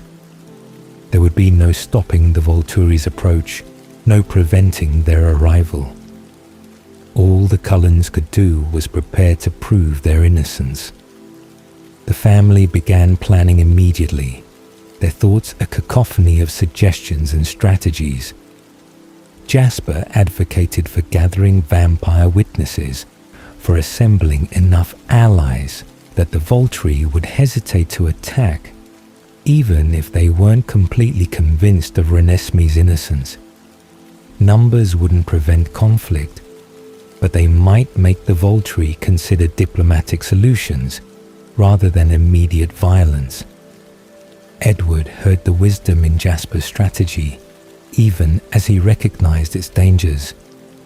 Gathering witnesses meant revealing Renesmee to other vampires, meant trusting strangers with knowledge of her existence, meant risking that some might side with the Volturi rather than the Cullens. But the alternative was facing the Volturi alone, and that would mean certain destruction. Carlyle agreed with Jasper's assessment, his thoughts already cataloguing which vampires might be willing to stand witness. The Denali clan minus Irina would likely help once they understood the truth. The Irish coven might come out of friendship. The Amazons were unpredictable but valued loyalty. The Romanians hated the Volturi enough that they might appear simply for the chance to oppose them. Alice and Jasper volunteered to travel, to personally visit covens and request their presence as witnesses. Edward heard Alice's determination, her absolute certainty that gathering allies was essential to survival. But he also heard something else in her thoughts, something she was carefully hiding from the rest of the family. Alice had a backup plan, something she wasn't sharing. something that involved her leaving at a critical moment. Before Edward could question her, Alice's thoughts went deliberately blank, her precognitive gift allowing her to avoid thinking about whatever she was planning. Edward felt frustration spike through him, but recognized that Alice wouldn't hide something unless she believed it necessary. He would have to trust his sister, trust that whatever she was planning served the family's best interests. The next weeks were a blur of preparation and travel. Carlyle and Edward visited vampire friends personally, explaining the situation, introducing them to Renesmee, demonstrating that she wasn't an immortal child. Each vampire they met reacted with shock and fascination, their thoughts ranging from supportive to skeptical, to outright disturbed by Renesmee's existence. Edward read every thought, catalogued every reaction, assessed every vampire's likelihood of actually standing witness when the Volturi arrived. Some were genuinely sympathetic, understanding that Renesmee represented something new rather than something forbidden. Others were more cautious, unwilling to openly oppose the Volturi, but also unwilling to condemn a child without evidence of actual wrongdoing. Renesmee proved essential to convincing the witnesses. Her gift of projecting memories and thoughts through touch allowed her to show vampires exactly what she was, to demonstrate her growth and development, to prove she wasn't frozen in childhood like immortal children were. Edward watched vampire after vampire touch his daughter's hand and experience her consciousness, watched their expressions transform from suspicion to wonder as they understood she was something entirely unique. The witnesses began arriving at the Cullen house, gathering in preparation for the Volturi's approach. Edward heard their thoughts constantly, monitoring for any hint of betrayal or dangerous intent. Most were genuinely there to help, to stand as witnesses to the truth, to provide the numbers that might make the Volturi pause before attacking. But some were more motivated by curiosity or political calculation, and Edward remained hyper-aware of every potential threat. The Denali clan arrived in a state of complex emotions. Tanya, Kate, Carmen, and Eliza came despite their grief over Irina's betrayal of them. Edward heard their thoughts, heard their anger at their sister for reporting the Cullens without investigation, heard their determination to make right what Irina had made wrong. Kate in particular was fiercely protective of Renesmee, her electrical gift making her a formidable ally. The Irish coven came next, Siobhan with her gift of influencing outcomes, Liam and Maggie bringing their own unique abilities, then the Amazons, 3 ancient vampire women whose thoughts revealed centuries of experience and hard-won wisdom. The Egyptians arrived with Benjamin, whose elemental manipulation made him one of the most powerful vampires Edward had encountered. The Romanians came last, ancient and bitter, their hatred of the Volturi palpable in every thought. Edward's home filled with vampires, each bringing their own perspective and abilities, each representing a thread in the defensive web they were weaving. He read their thoughts constantly, coordinating with Jasper to position people strategically, working with Carlyle to maintain diplomatic relationships among covens that didn't always like each other. Jacob and his werewolf pack became unexpected allies, their treaty with the Cullens extending to protection of Renesmee. Edward heard the pack's unified thoughts when they phased, heard their determination to defend the hybrid child who represented Jacob's imprint. Sam Yuli's pack split, some wolves refusing to ally with vampires despite the circumstances, but enough remained loyal to provide significant additional force. Bella's role became crucial as the gathering continued. Her shield, now consciously controlled, could protect multiple vampires from the Volturi's mental attacks. Jane's pain and Alec's sensory deprivation wouldn't work on anyone Bella covered with her protection. Edward watched his wife practice extending her shield, watched her learn to encompass more and more allies, watched her transform from protected to protector. Alice remained with them through most of the preparation, her visions guiding their choices, showing them which approaches might work and which would fail. But Edward noticed her thoughts becoming more distant, more focused on something she wouldn't share. Whatever backup plan she'd conceived was approaching activation, and Edward felt dread mixing with his trust in his sister's judgment. Then one morning, Alice and Jasper were simply gone. No explanation, no warning, just empty rooms and a note left for Bella that revealed nothing useful.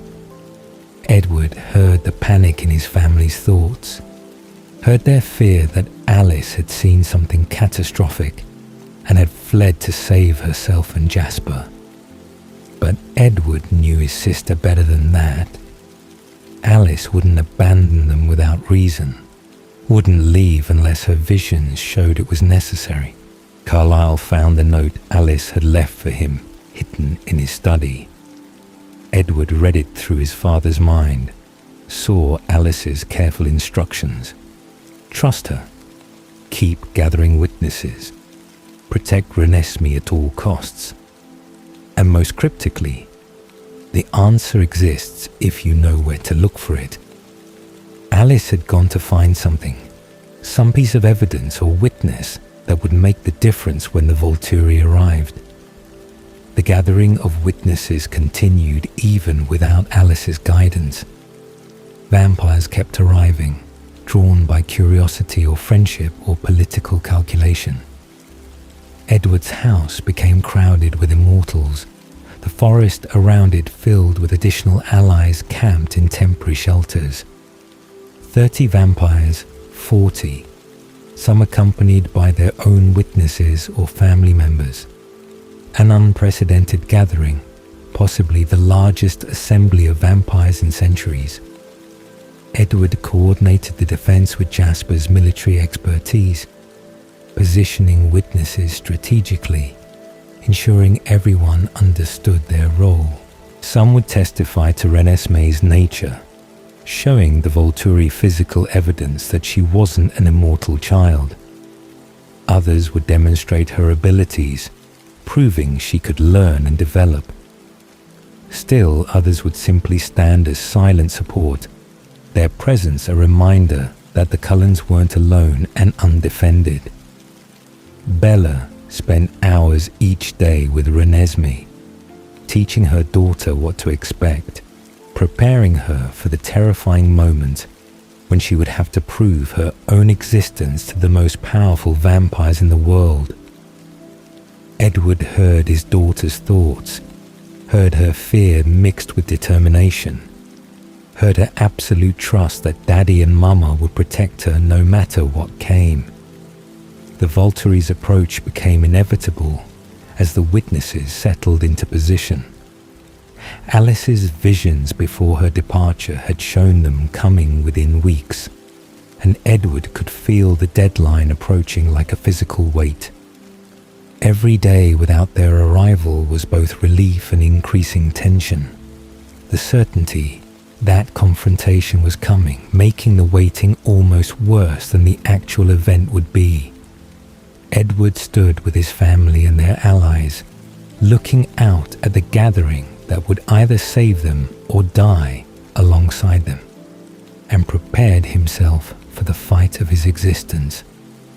The Volturi were coming, and when they arrived, Edward would do whatever necessary to protect his wife, his daughter, and the impossible family they'd created together.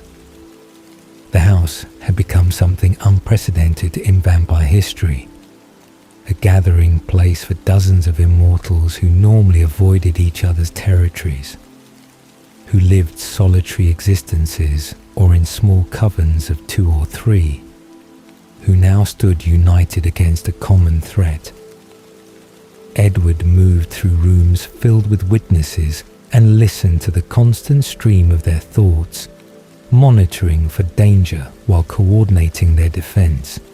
Benjamin was practicing his elemental manipulation in the backyard, his gift allowing him to move earth and water and wind with mere thought.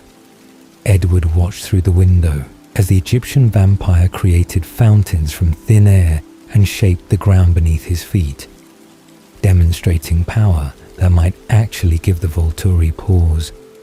Benjamin's mate, Tia, stood nearby, her thoughts full of pride and worry in equal measure. Knowing her partner's abilities made him valuable, but also made him a target. Kate was working with Bella in the cottage, teaching her to push her shield outward with more precision and strength. Edward heard Kate's electrical gift crackling through her thoughts, heard her satisfaction each time Bella successfully extended protection over multiple people simultaneously. The shield was their greatest advantage, the one thing that might neutralize the Volturi's most devastating weapons. Jane's pain and Alec's sensory deprivation had kept the Volturi in power for centuries, but they would be useless against anyone Bella protected. Zafrina demonstrated her own gift for a group of fascinated witnesses, creating visual illusions that made the forest appear to transform into jungle or desert or Arctic wasteland.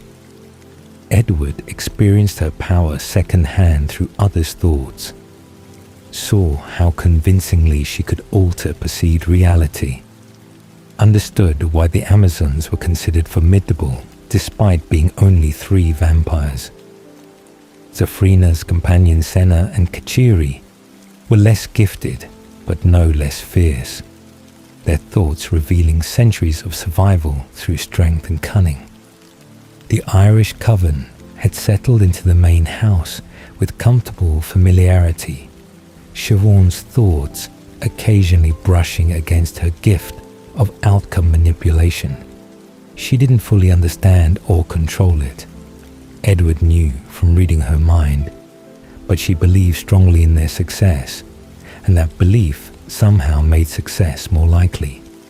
Liam and Maggie supported her completely, their thoughts simple and loyal, trusting Siobhan's leadership absolutely. The Romanians were camped at the forest's edge, ancient and bitter, their thoughts full of barely concealed glee at any opportunity to oppose the Volturi. Vladimir and Stefan had ruled before the Volturi's rise to power, had been overthrown and hunted nearly to extinction, and they'd spent thousands of years waiting for any chance at revenge. They didn't particularly care about Renesmee or the Cullens, Edward read clearly, but they would stand witness simply for the pleasure of defying Aro and his companions. Edward found their mercenary motivation almost comforting in its honesty. Better allies motivated by hatred of a common enemy than allies who might be swayed by the Volturi's arguments or intimidated by their power. The werewolf pack maintained their own separate camp, their thoughts unified when in wolf form, revealing their strategy and concerns to Edward whether they intended to or not. Jacob's imprint on Renesmee bound the entire pack to her protection through their pack bonds, making them formidable allies despite the traditional enmity between vampire and werewolf. Sam Yuli's faction had split away, unwilling to fight alongside vampires, but enough wolves remained to provide significant additional force. Edward monitored Jacob's thoughts carefully, reading the werewolf's absolute devotion to Renesmee, his willingness to die protecting her, his certainty that the imprint was the most important thing in his existence. The possessiveness Edward had initially felt about Jacob's bond with his daughter had transformed into grudging gratitude. Whatever else the imprint meant, it guaranteed Renesmee had a protector who would never betray or abandon her. Carlyle spent his days talking with the witnesses, explaining Renesmee's nature, building diplomatic relationships that might prove crucial when the Volturi arrived. Edward heard his father's thoughts, the careful political maneuvering, the gentle persuasion that made vampires who'd come skeptically begin to genuinely support the Cullen's position. Carlyle had centuries of experience navigating vampire politics, and that experience showed in how skillfully he managed the diverse personalities now crowding into their territory. Esme took care of practical necessities, ensuring the house could accommodate so many guests, managing the hunting schedules that prevented too many vampires from depleting the local animal population, maintaining the peaceful atmosphere that kept territorial instincts from flaring into violence. Edward heard her maternal thoughts, her worry for her family mixed with her determination to be strong for everyone who needed her. Emmett and Rosalie had taken on the role of Renesmee's primary guardians when Bella was training with Kate. Edward heard their thought constantly, Rosalie's obsessive protectiveness and Emmett's genuine affection for his niece. His brother had initially found Renesmee strange and unsettling, but exposure had transformed wariness into familial love. Emmett would fight for Renesmee now, not out of a family obligation, but because he genuinely cared about the remarkable child she was becoming. Jasper's absence was keenly felt despite the military strategies he'd helped develop before leaving with Alice. Edward missed his brother's tactical mind, his ability to manipulate emotions to prevent conflict among so many potential combatants. The witnesses were remarkably well behaved given the circumstances, but Edward knew that was partially Jasper's influence lingering in their emotional states, the calm he'd projected before departing still affecting everyone's temperament. Alice's absence hurt worse. Edward missed his sister's visions, her guidance about which approaches would work and which would fail, her ability to see danger before it manifested.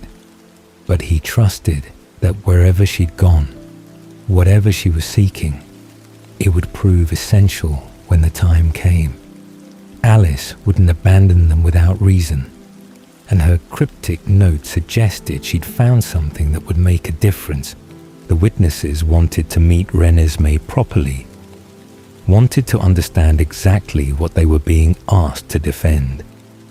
Edward brought his daughter out carefully, monitoring every thought, ready to intervene if anyone showed dangerous intent. But the vampires' reactions were uniformly wonder rather than hostility, their thoughts transforming from skepticism to amazement as they encountered the hybrid child. Renesmee demonstrated her gift freely, touching each witness's hand and showing them memories of her short life.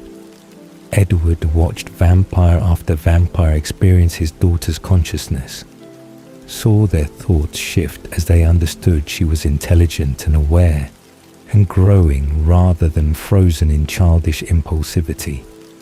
She showed them her birth from her perspective, showed them Bella's love and sacrifice, showed them her own development from newborn to her current state of rapid maturation. The witnesses asked questions that Edward answered as honestly as possible, while reading their thoughts to ensure his responses satisfied their concerns. How fast was Renesmee growing? Carlyle's observations suggested she would reach physical maturity around age 7, and then stop aging entirely, remaining frozen at that point like any vampire. Was she venomous? No, her bite contained no venom. Couldn't transform anyone into vampire. Could she survive on human food? Yes, though she preferred blood. She could digest regular food, unlike full vampires. Was she dangerous to humans? Only as dangerous as any vampire, and with better control than most newborns despite her youth. Each answer built confidence among the witnesses, made them more certain they were defending something innocent, rather than an abomination. Edward heard their thoughts solidifying into genuine commitment, heard them deciding that Renesmee deserved protection, that the Volturi's laws about immortal children didn't apply to her unique nature. Garrett was particularly vocal in his support, the nomad's thoughts revealing his philosophical opposition to authoritarian rule of any kind. He'd come initially out of curiosity, but stayed out of principle, his attraction to Kate providing additional motivation to stand against the Volturi. Edward heard the romance blooming between Garrett and Kate, heard their mutual fascination despite the terrible circumstances, and felt a moment of empathy for finding love in impossible situations. The days passed in careful preparation and growing tension. Edward drilled the witnesses on their testimony, ensuring everyone could articulate clearly what they'd observed about Renesmee. Some would testify to her growth, showing how she developed visibly since they'd first met her. Others would demonstrate her intelligence, her ability to communicate and learn and make rational decisions. Still others would simply state they'd witnessed her and confirmed she wasn't an immortal child frozen in dangerous immaturity. Bella's training with Kate intensified as the expected confrontation approached.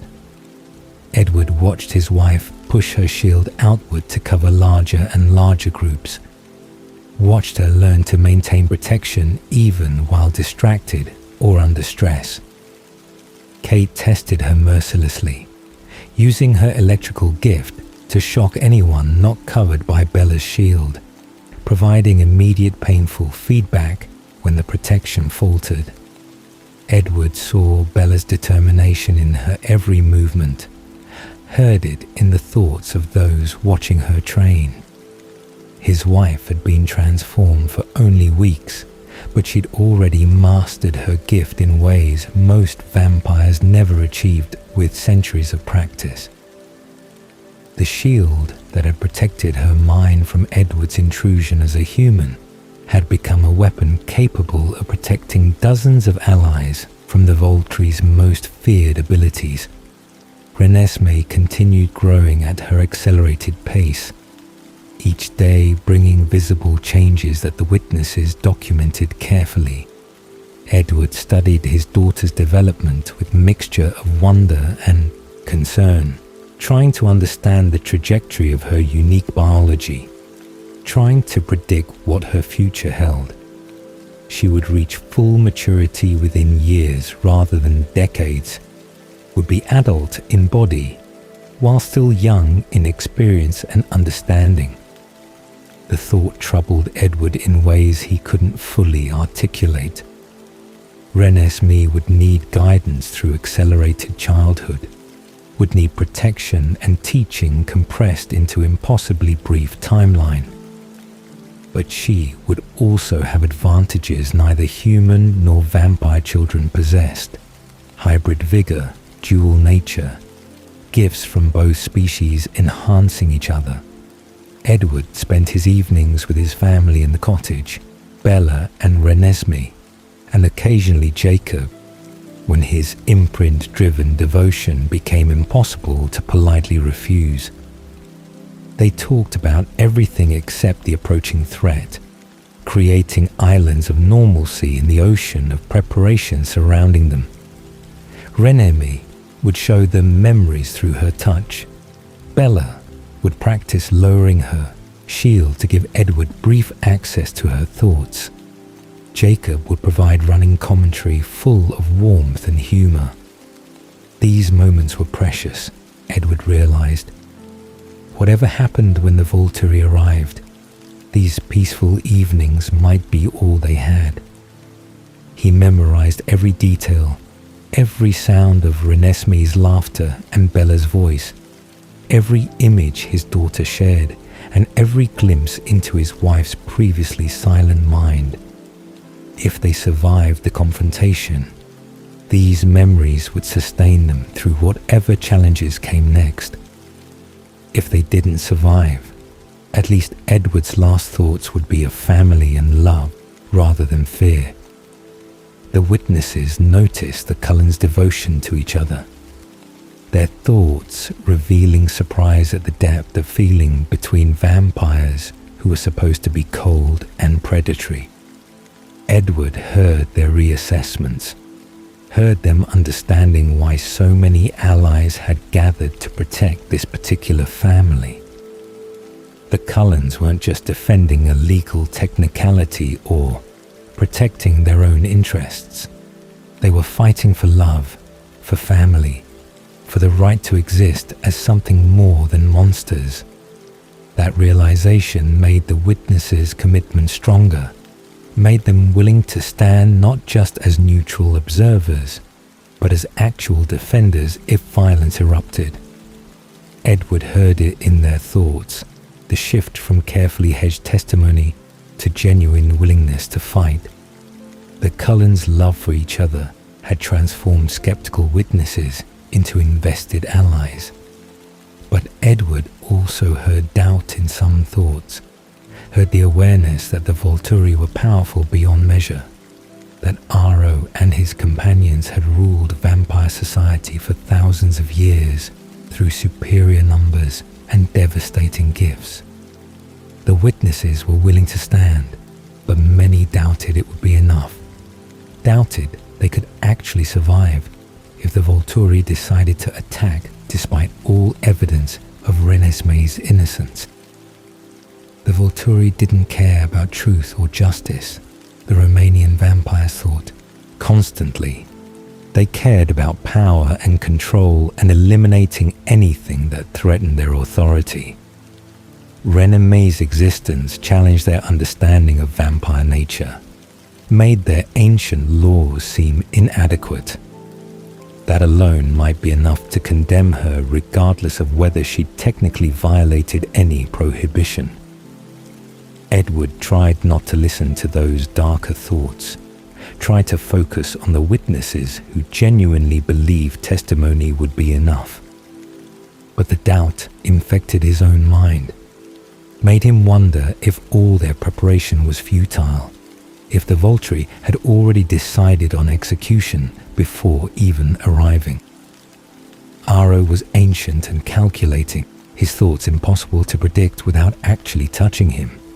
And Edward wouldn't have that opportunity until the confrontation was already underway. Carlyle gathered the witnesses for final instructions as the expected day of the Volturi's arrival approached. Edward stood beside his father and listened to the thoughts of 37, vampires plus the werewolf pack, heard their fear and determination and doubt and hope all mingled together. Carlyle spoke about staying calm, about letting the Volturi see Renesmee clearly, about providing testimony without aggression or defensiveness. But Edward also heard Carlyle's underlying thoughts, the contingency plans for if diplomacy failed, the escape routes planned for getting Renesmee away if violence became inevitable. His father was prepared to sacrifice himself to buy time for the family to flee, was ready to face execution if it meant Bella and Renesmee and Edward survived.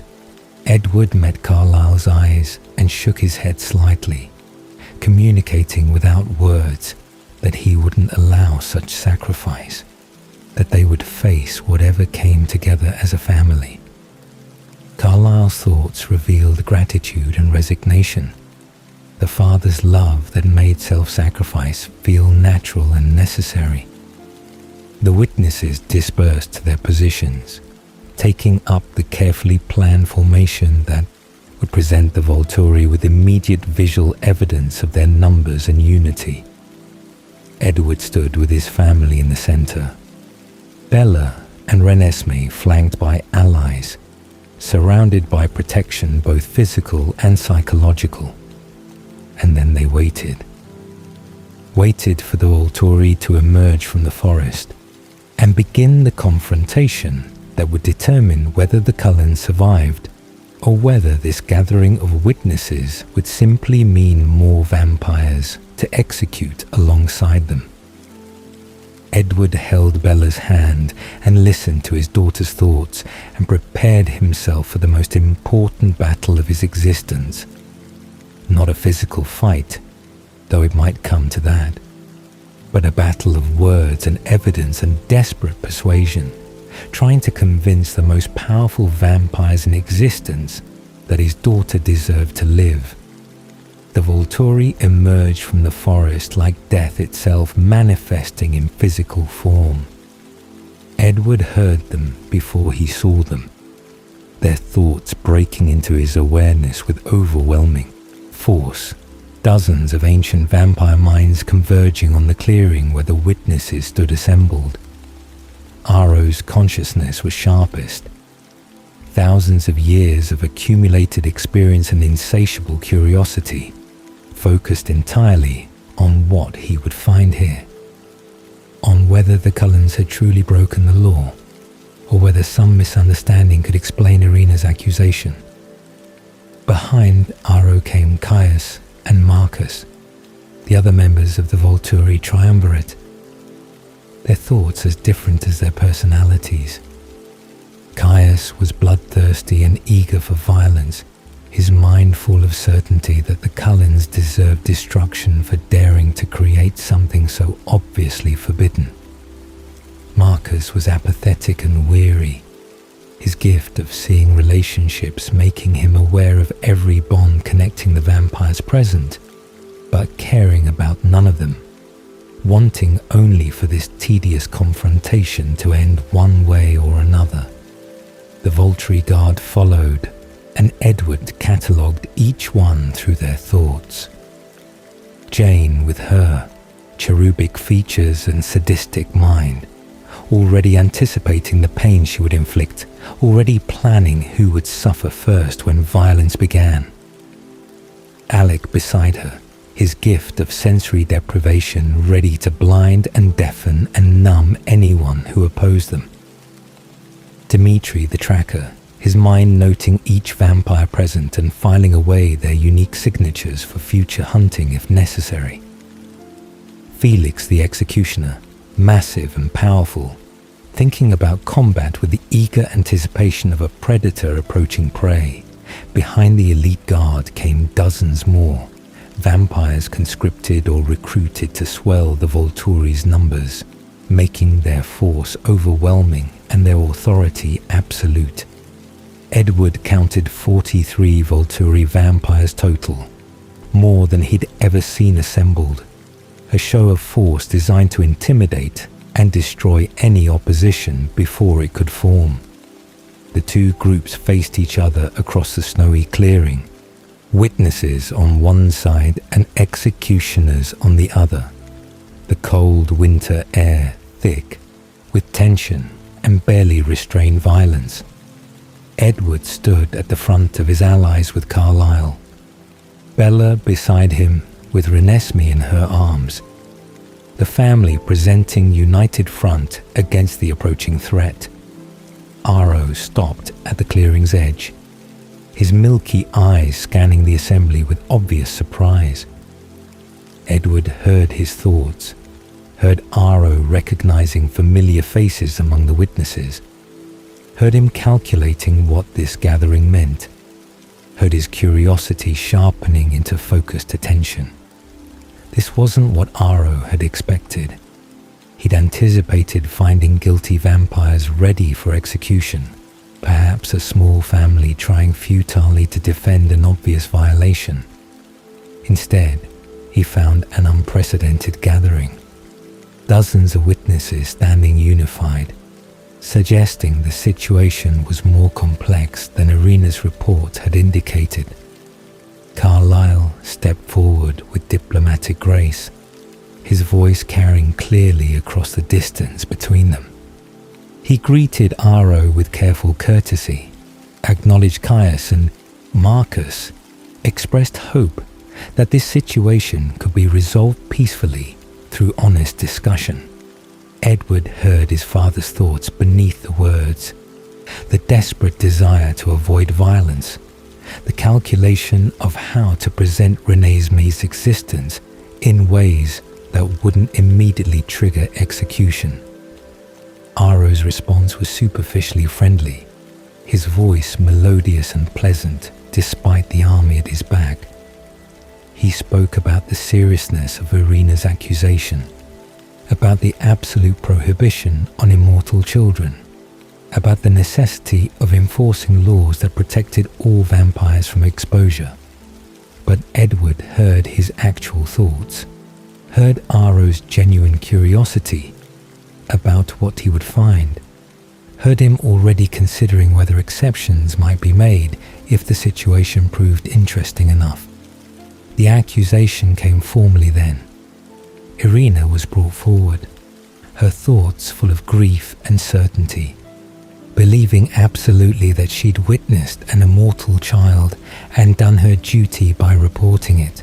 Edward read her mind and saw the memory she'd shared with Aro, saw herself observing Bella and Renesmee and Jacob from distance in the forest, saw Renesmee's small size and childish appearance, saw Irina jumping to the conclusion that this must be a transformed child, rather than considering alternative explanations.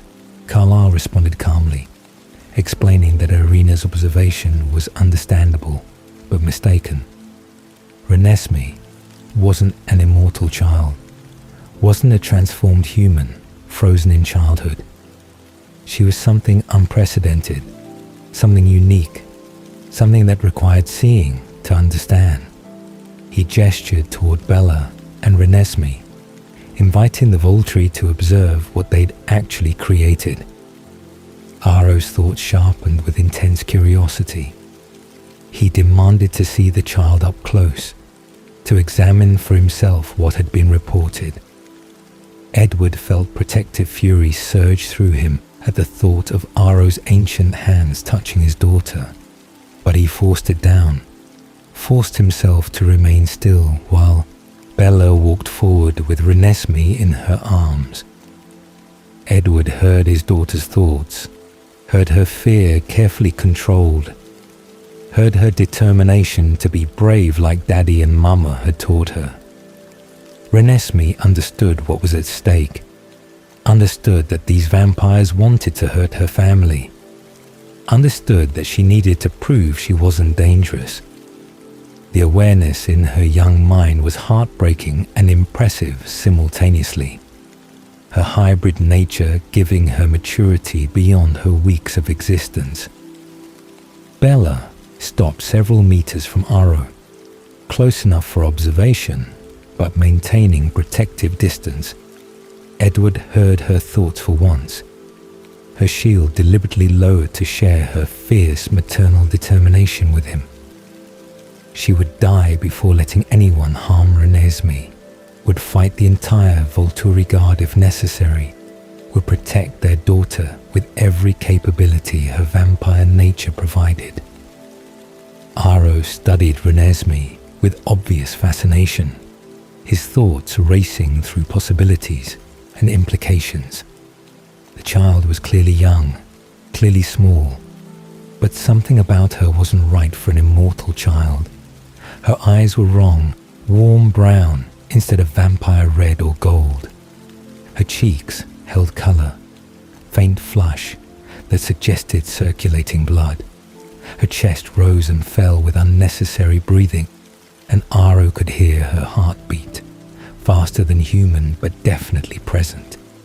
Impossible, Aro thought with delighted wonder. The child was alive, truly alive, not frozen in death like transformed vampires. Whatever she wasn't an immortal child. But what was she?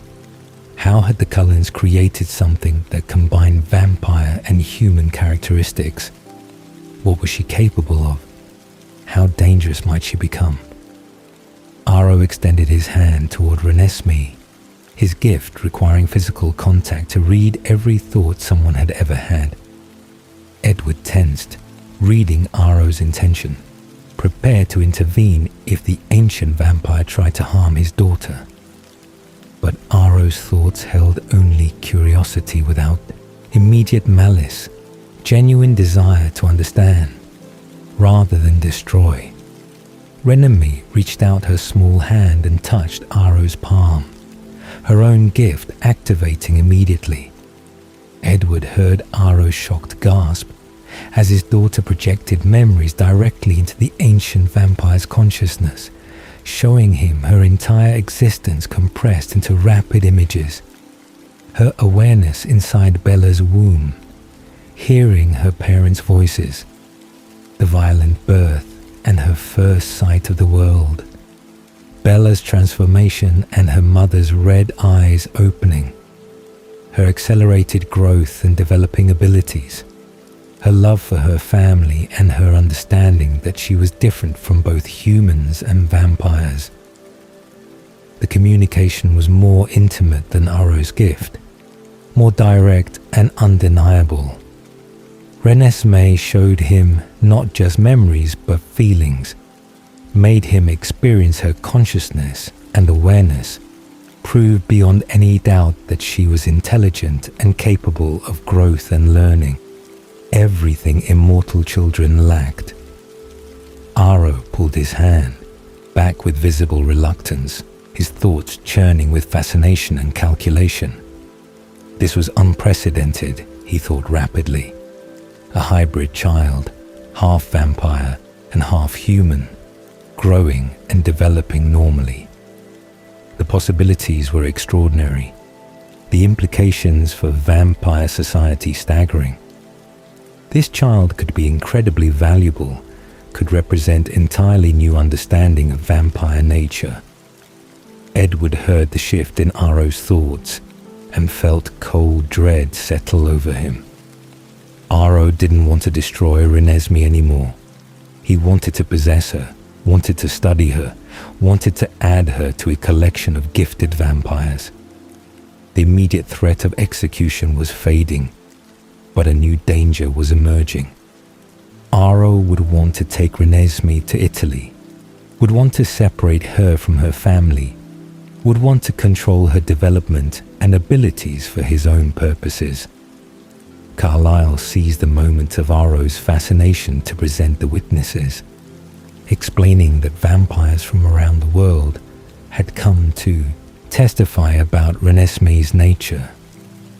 Each witness could confirm she wasn't an immortal child, could attest to her growth and intelligence, could provide evidence that she posed no danger that would require the Volturi's intervention. The witnesses stepped forward one by one, sharing their observations.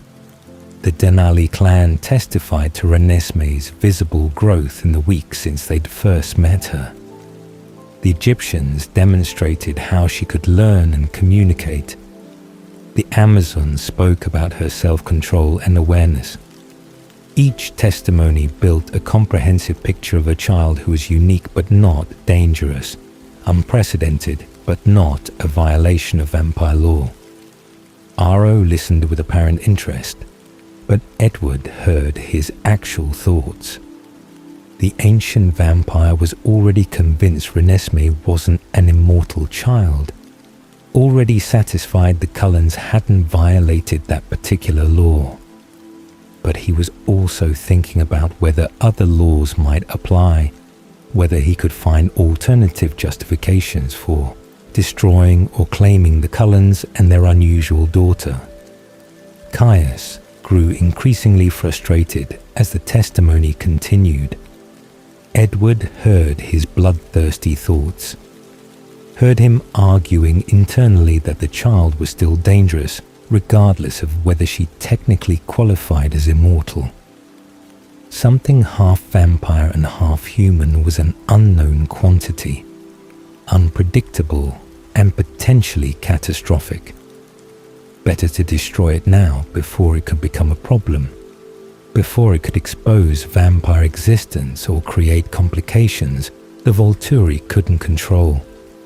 Marcus remained apathetic throughout, his gift showing him the intense bonds connecting the Cullens to each other and to their witnesses, but caring about none of it.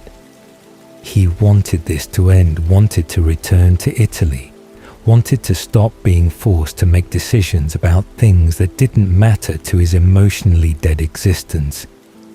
Then Caius found his excuse. He pointed toward the werewolves standing at the clearing's edge, their massive forms, obvious even in human guise. The Cullens had allied with werewolves, had violated the treaty, had created dangerous associations that threatened vampire secrecy. That alone was enough to justify intervention, to justify destroying everyone who had participated in this alliance. Edward heard the shift in the Volturi's thoughts, heard the guard preparing for violence, heard Jane and Alec readying their gifts to incapacitate the witnesses before they could defend themselves. The confrontation was about to become battle, and Edward had seconds to prevent it. But Bella was faster. Her shield exploded outward with desperate force, expanding to cover not just her family, but dozens of witnesses simultaneously, creating protective barrier that Jane and Alec's gifts couldn't penetrate.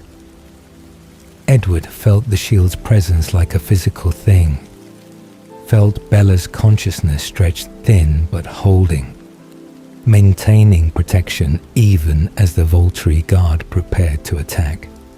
Jane tried first, her gift of pain projection targeting Bella and finding nothing. The agony that normally brought victims to their knees simply dissipating against Bella's shield. Alec followed immediately after, his sensory deprivation spreading like mist across the clearing but stopping at the shield's edge, leaving everyone Bella protected completely unaffected. The Volturi guard's greatest weapons were useless, neutralized by a newborn vampire who'd been transformed for mere weeks. Edward heard their shock and fear, heard Aro's delighted fascination at discovering yet another valuable gift, heard Caius's fury that their traditional advantages had been eliminated. The standoff held for long, terrible seconds, both sides poised for violence but neither quite willing to be the first to attack. Edward read the thoughts racing through the Volturi's minds, heard them calculating odds and consequences, heard them recognizing that battle wasn't guaranteed victory anymore, not with so many witnesses and with Bella's shield protecting their strongest fighters. Then Alice appeared at the clearing's edge, Jasper beside her, and everything changed again. Edward heard his sister's triumphant thoughts, heard her certainty that she'd found the answer, heard her absolute confidence that what she brought would end this confrontation peacefully. She wasn't alone. Two strangers walked beside her, vampires Edward had never encountered. But one of them had thoughts that made Edward's entire understanding of reality shift. The stranger was thinking about his mother, about his sisters, about being born rather than made. The stranger was hybrid like Renesmee, half vampire and half human, proof that such beings could exist and mature and survive without becoming dangerous. Alice introduced the strangers quickly, her words tumbling out with characteristic enthusiasm. Nahuel and Cullen, aunt and nephew, arriving from South America with testimony that would prove everything the Cullens had been arguing. Nahuel was 150 years old, born to a human mother and vampire father, raised to adulthood without incident, living peacefully without exposing vampire existence or becoming the threat immortal children represented. Aro demanded to touch Nahuel immediately, demanded to verify this impossible claim. The hybrid young man stepped forward calmly, offering his hand, allowing Aro to access every memory of his century and a half of existence.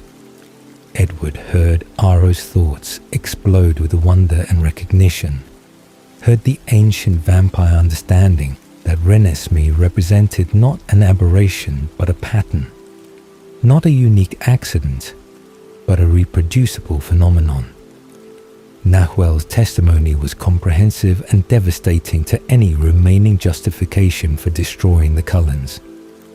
He explained his own development, how he'd reached full maturity at approximately 7 years and then stopped aging entirely.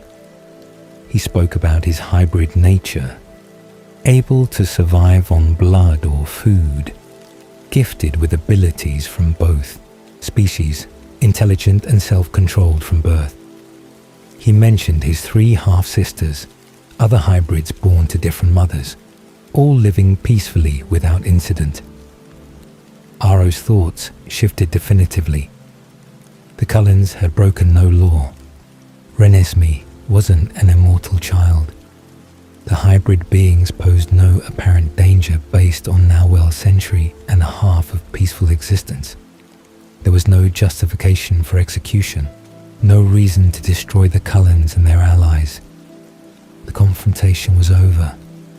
But Edward also heard Aro's lingering desire to possess these unique beings, heard him thinking about offers that might convince the Cullens to join the Volturi voluntarily, heard him calculating whether he could claim Renesmee or Bella or Edward himself for the guard through persuasion or coercion. Carlyle recognized the danger in Aro's thoughts without being able to read minds. He spoke quickly, firmly establishing that the Cullens would remain independent, that they appreciated the Volturi's understanding but would continue their own existence separate from Italy's authority. The witnesses murmured agreement, their presence reminding Aro that the Cullens had powerful allies now, that attempting to force their submission might be more costly than it was worth. Aro accepted the situation with grace that didn't fully mask his disappointment. He declared the matter resolved, announced that no law had been broken, confirmed that the Cullens were free to continue their existence undisturbed. But Edward heard his final thoughts before Aro turned to leave, heard the ancient vampire promising himself he would find another way to acquire these unique individuals eventually, would watch the Cullens from distance and wait for opportunity. Caius protested loudly, arguing that allowing hybrid children to exist set dangerous precedent, that the werewolf alliance still violated treaties, that the Cullen should face consequences even if execution wasn't justified. But Aro overruled him decisively.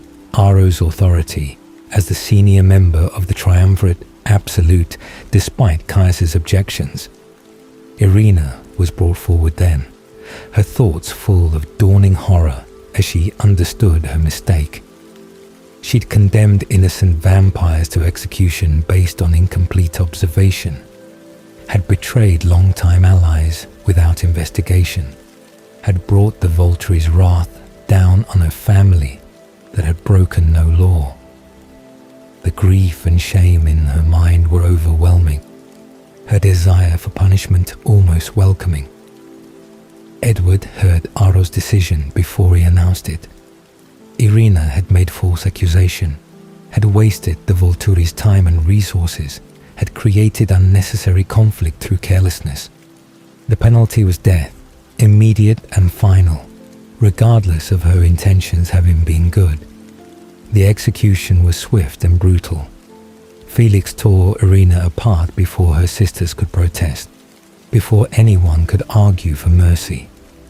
The Denali clan's anguished cries filled the clearing, their grief sharp and terrible, but the deed was done.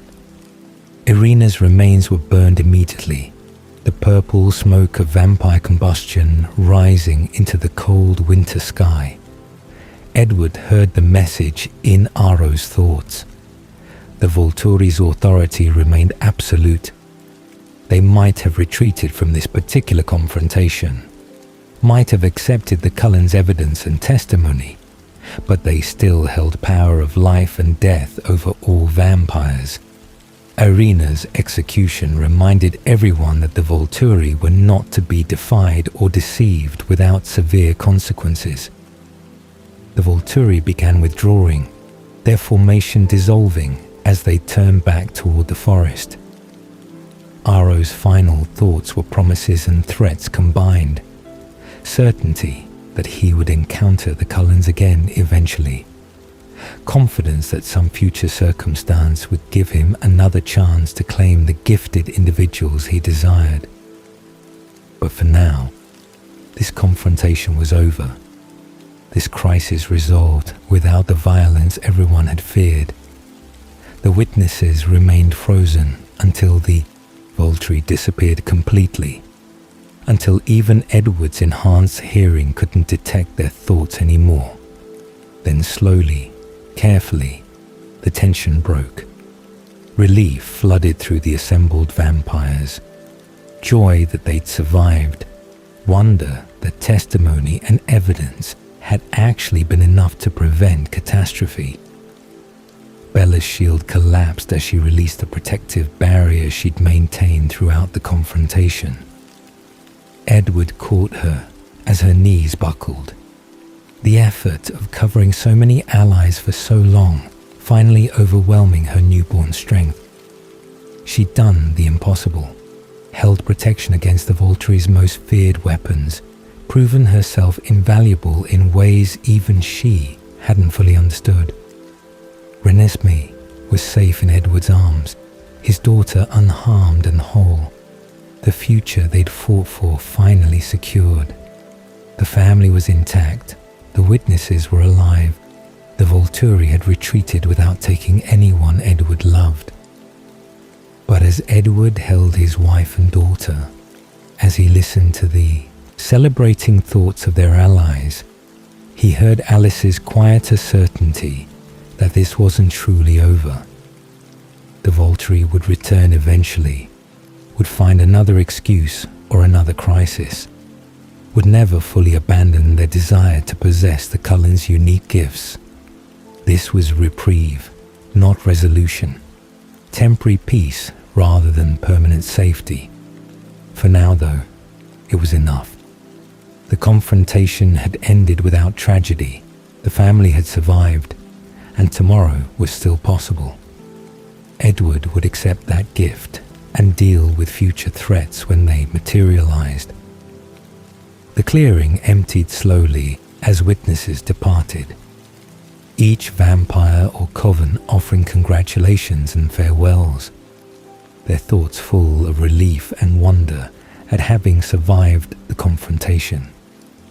Edward stood with his family and listened to the symphony of minds gradually diminishing as allies returned to their scattered homes across the world, leaving behind promises of friendship and offers of future assistance.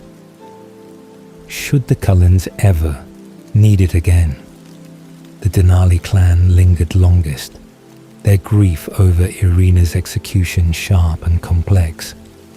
Edward heard their thoughts, the mixture of mourning and understanding, the recognition that their sister had made terrible mistake, but also that her punishment had been excessive and cruel. Tanya's mind was especially conflicted. loving the sister she'd lost, while also acknowledging that Irina's carelessness had nearly destroyed the Cullens. Kate and Carmen and Eleazar shared similar thoughts, the family bonds that connected them to Irina making her death painful despite her betrayal. Carlyle spoke with them quietly, offering condolences, acknowledging their loss, while also thanking them for standing witness despite their grief. Edward heard his father's diplomatic thoughts, the careful balance between honoring the dead and maintaining alliance with the living.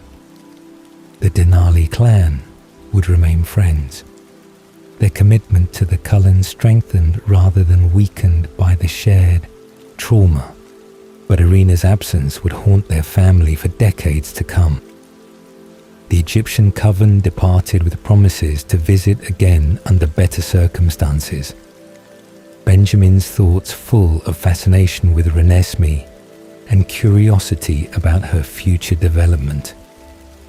The Amazons left with characteristic efficiency, Zafrina's thoughts revealing her satisfaction at having opposed the Volturi successfully.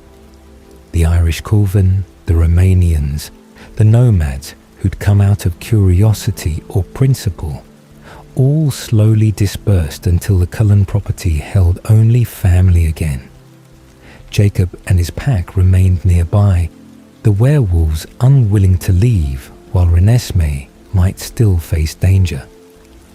Edward heard Jacob's imprinted devotion through his thoughts, heard the werewolf's absolute certainty that his purpose was protecting the hybrid child regardless of what that protection required.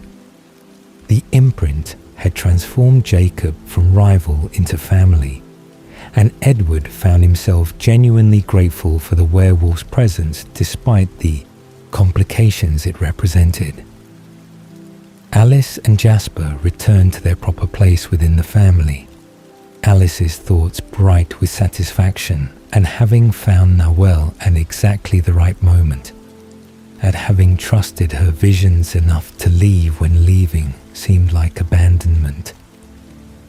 Edward heard her explain to Bella how she'd seen fragments of another hybrid's existence in her visions, had followed those glimpses to South America, had searched until she found proof that Renesmee wasn't unique and therefore wasn't dangerous. Noel and his aunt Huilen stayed for several days, sharing information about hybrid nature that helped Edward understand his daughter's future.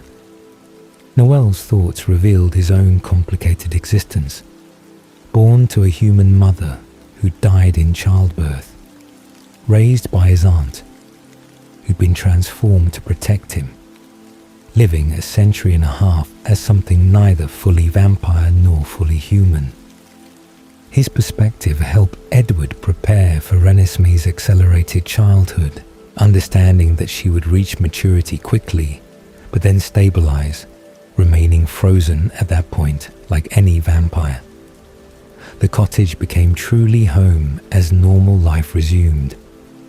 Edward and Bella settled into routines of parenting that felt simultaneously ordinary and extraordinary, caring for a daughter who grew visibly week by week, whose development compressed years into months.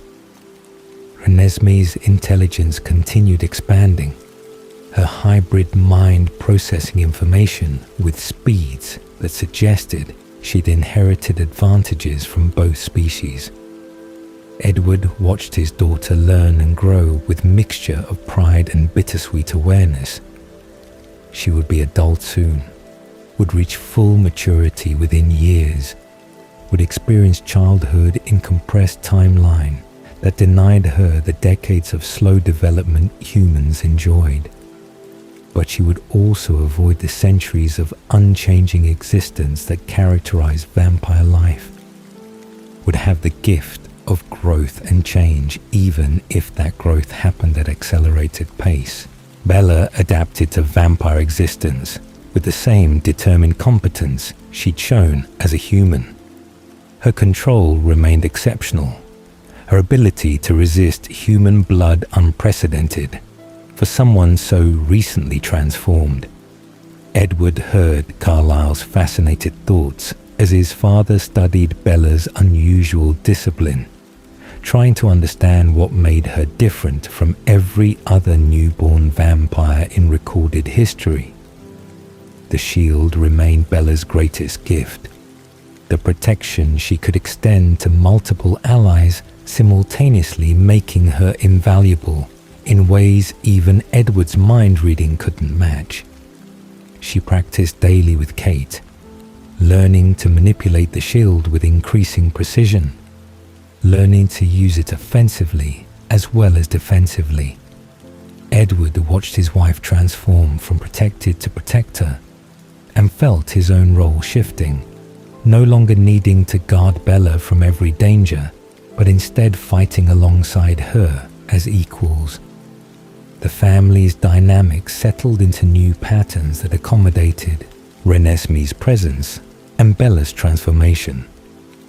Rosalie remained devoted to her niece, her thoughts full of maternal satisfaction at having a child to nurture, even if that child wasn't technically hers. Emmett was affectionately indulgent with Renesmee, his straightforward nature making him excellent playmate for a child who appreciated honesty and humor. Jasper and Alice resumed their roles within the family, Jasper's military expertise and Alice's visions providing the strategic planning that had saved them all from the Volturi. Edward heard Alice's thoughts frequently, heard her watching possible futures, monitoring for threats that might require intervention. The Volturi remained a distant concern in her visions, Arrow's interest in the Cullen simmering but not immediately dangerous. Carlyle and Esme radiated parental contentment, their thoughts full of joy at seeing Edward finally happy, finally living rather than merely existing.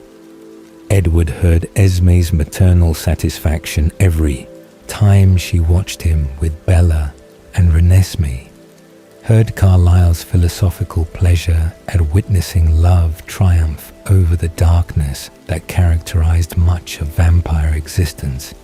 Edward spent his evenings in the cottage with his wife and daughter, creating the family life he'd never imagined possible during his long decades of isolation. Renesmee would show them memories through her touch, sharing her perspective on the day's experiences, communicating in ways more intimate than words. Bella would practice lowering her shield, giving Edward brief access to her thoughts, sharing her consciousness as a gift of trust and love. The silence of Bella's mind had frustrated Edward for so long, had driven him nearly mad with curiosity and desire to know what she truly thought. But now, having tasted her consciousness through those deliberate moments of access, Edward found himself cherishing the mystery again. Bella's thoughts, when she shared them, were beautiful and profound, but the shield's existence meant those thoughts were gifts rather than taken knowledge, voluntary sharing rather than involuntary exposure. Jacob's imprint on Renesmee proved less problematic than Edward had initially feared. The werewolf's devotion was absolute but appropriate. His role in Renesmee's life, that of devoted guardian, rather than anything romantic. Edward heard Jacob's thoughts clearly, heard his certainty that the imprint would shape itself to whatever Renesmee needed at each stage of her development, heard his willingness to be friend or brother or protector or eventually something more, but only if and when Renesmee chose that path herself. The bond gave Renesmee security and protection that Edward appreciated despite his initial resistance. She would grow up knowing someone loved her absolutely, would have a devoted guardian whose entire existence oriented around her well-being, would never lack for protection or support, Regardless of what challenges her unique nature presented, Edward reflected often on the journey that had brought him to this moment. A century of emptiness and isolation, 9 decades of believing himself damned and alone, transformed by a brown-eyed girl whose mind he couldn't read and whose blood called to him like a siren song. He'd resisted her initially, had tried to stay away, had known that loving her was dangerous and selfish and would likely end in tragedy. But Bella had chosen him anyway, had insisted on transformation despite all his warnings, had given birth to their impossible daughter, despite knowing it might kill her, had fought the Volturi alongside him, and survived to build the family they'd both wanted. The journey had been terrifying and painful, and full of moments when Edward had been certain they would lose everything. But they'd survived, had persevered, had created something beautiful from the ashes of his hollow existence. Forever stretched ahead now with meaning it had never held before. Not empty centuries of unchanging routine, but genuine life with purpose and connection and love. Bella would be beside him eternally, no longer fragile or temporary, but permanent and indestructible. Renesmee would grow and mature and eventually stabilize, would be their daughter forever, would give them the family neither had truly believed possible. The cottage's windows framed views of forest and sky, the natural world that had always been Edward's refuge during his darkest moments. But now, he didn't need to flee to the wilderness to find peace, didn't need to run from himself and his nature. Peace existed here, in the cottage, with his family, in the ordinary moments of existing alongside people he loved. Renesmee fell asleep in his arms one evening, her rapid heartbeat slowing into the rhythm of rest, her thoughts dimming into the fragmentary images of dreams.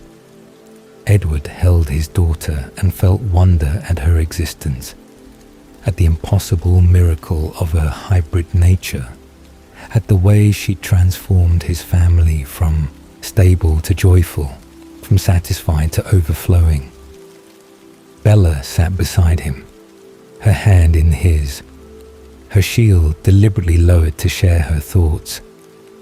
Edward heard her consciousness clearly in those moments, heard her absolute certainty that transformation had been the right choice, heard her joy of finally being his equal rather than something fragile he had to protect, heard her love for him and for their daughter and for the forever they would share. The future remained uncertain in many ways. The Volturi's interest hadn't disappeared, merely been postponed. Renesmee's unique nature would continue presenting challenges and complications. The world would change around them while they remained frozen, requiring the constant adaptation that characterized vampire existence. But Edward faced those uncertainties without the hollow dread that had characterized his previous century. Whatever came next, they would face it together. Bella and Edward and Renesmee, the family built from impossibilities, the love that had survived transformation and birth and the Volturi's judgment. They were complete in ways that made forever feel like a gift rather than a curse, that transformed eternity from burden into blessing. Edward looked at his sleeping daughter and his eternally beautiful wife and felt something he'd thought lost forever when he'd woken from his own transformation all those decades ago in Chicago. Hope. Not desperate hope born of denial, but genuine certainty that tomorrow would be worth experiencing, that forever would be filled with moments worth living. The breaking dawn had come at last, darkness giving way to light, the long night of his isolation finally ending in the brilliant ambience of family and love and purpose. Edward Cullen, who had existed for over a century without truly living, had finally found what made immortality bearable. He had found home for a century. Edward Cullen had wandered through darkness, believing himself damned beyond redemption. He had existed without living, endured without hoping, convinced that immortality meant only endless isolation and hollow routine. Then came Bella Swan, with her silent mind and dangerous blood, and everything transformed. She saw the monster and loved him anyway. She chose forever, knowing the cost, willing to sacrifice everything for a love that defied nature itself. Now, beneath the quiet stars, Edward holds his wife and daughter close, listening to Renesmee's heartbeat and Bella's thoughts when she shares them, feeling complete in ways he never imagined possible. The silence that once tormented him has become a gift. The eternity he once dreaded has become a blessing, and forever finally means something beautiful. The Volturi shadow still lingers, distant but not forgotten, a reminder that peace is never permanent, but whatever darkness approaches, whatever challenges tomorrow brings, Edward will face them surrounded by love, protected by family, no longer alone in the endless night. The breaking dawn has come at last, and in his gentle light, Edward Cullen has finally found home, and dreams never end. Good night.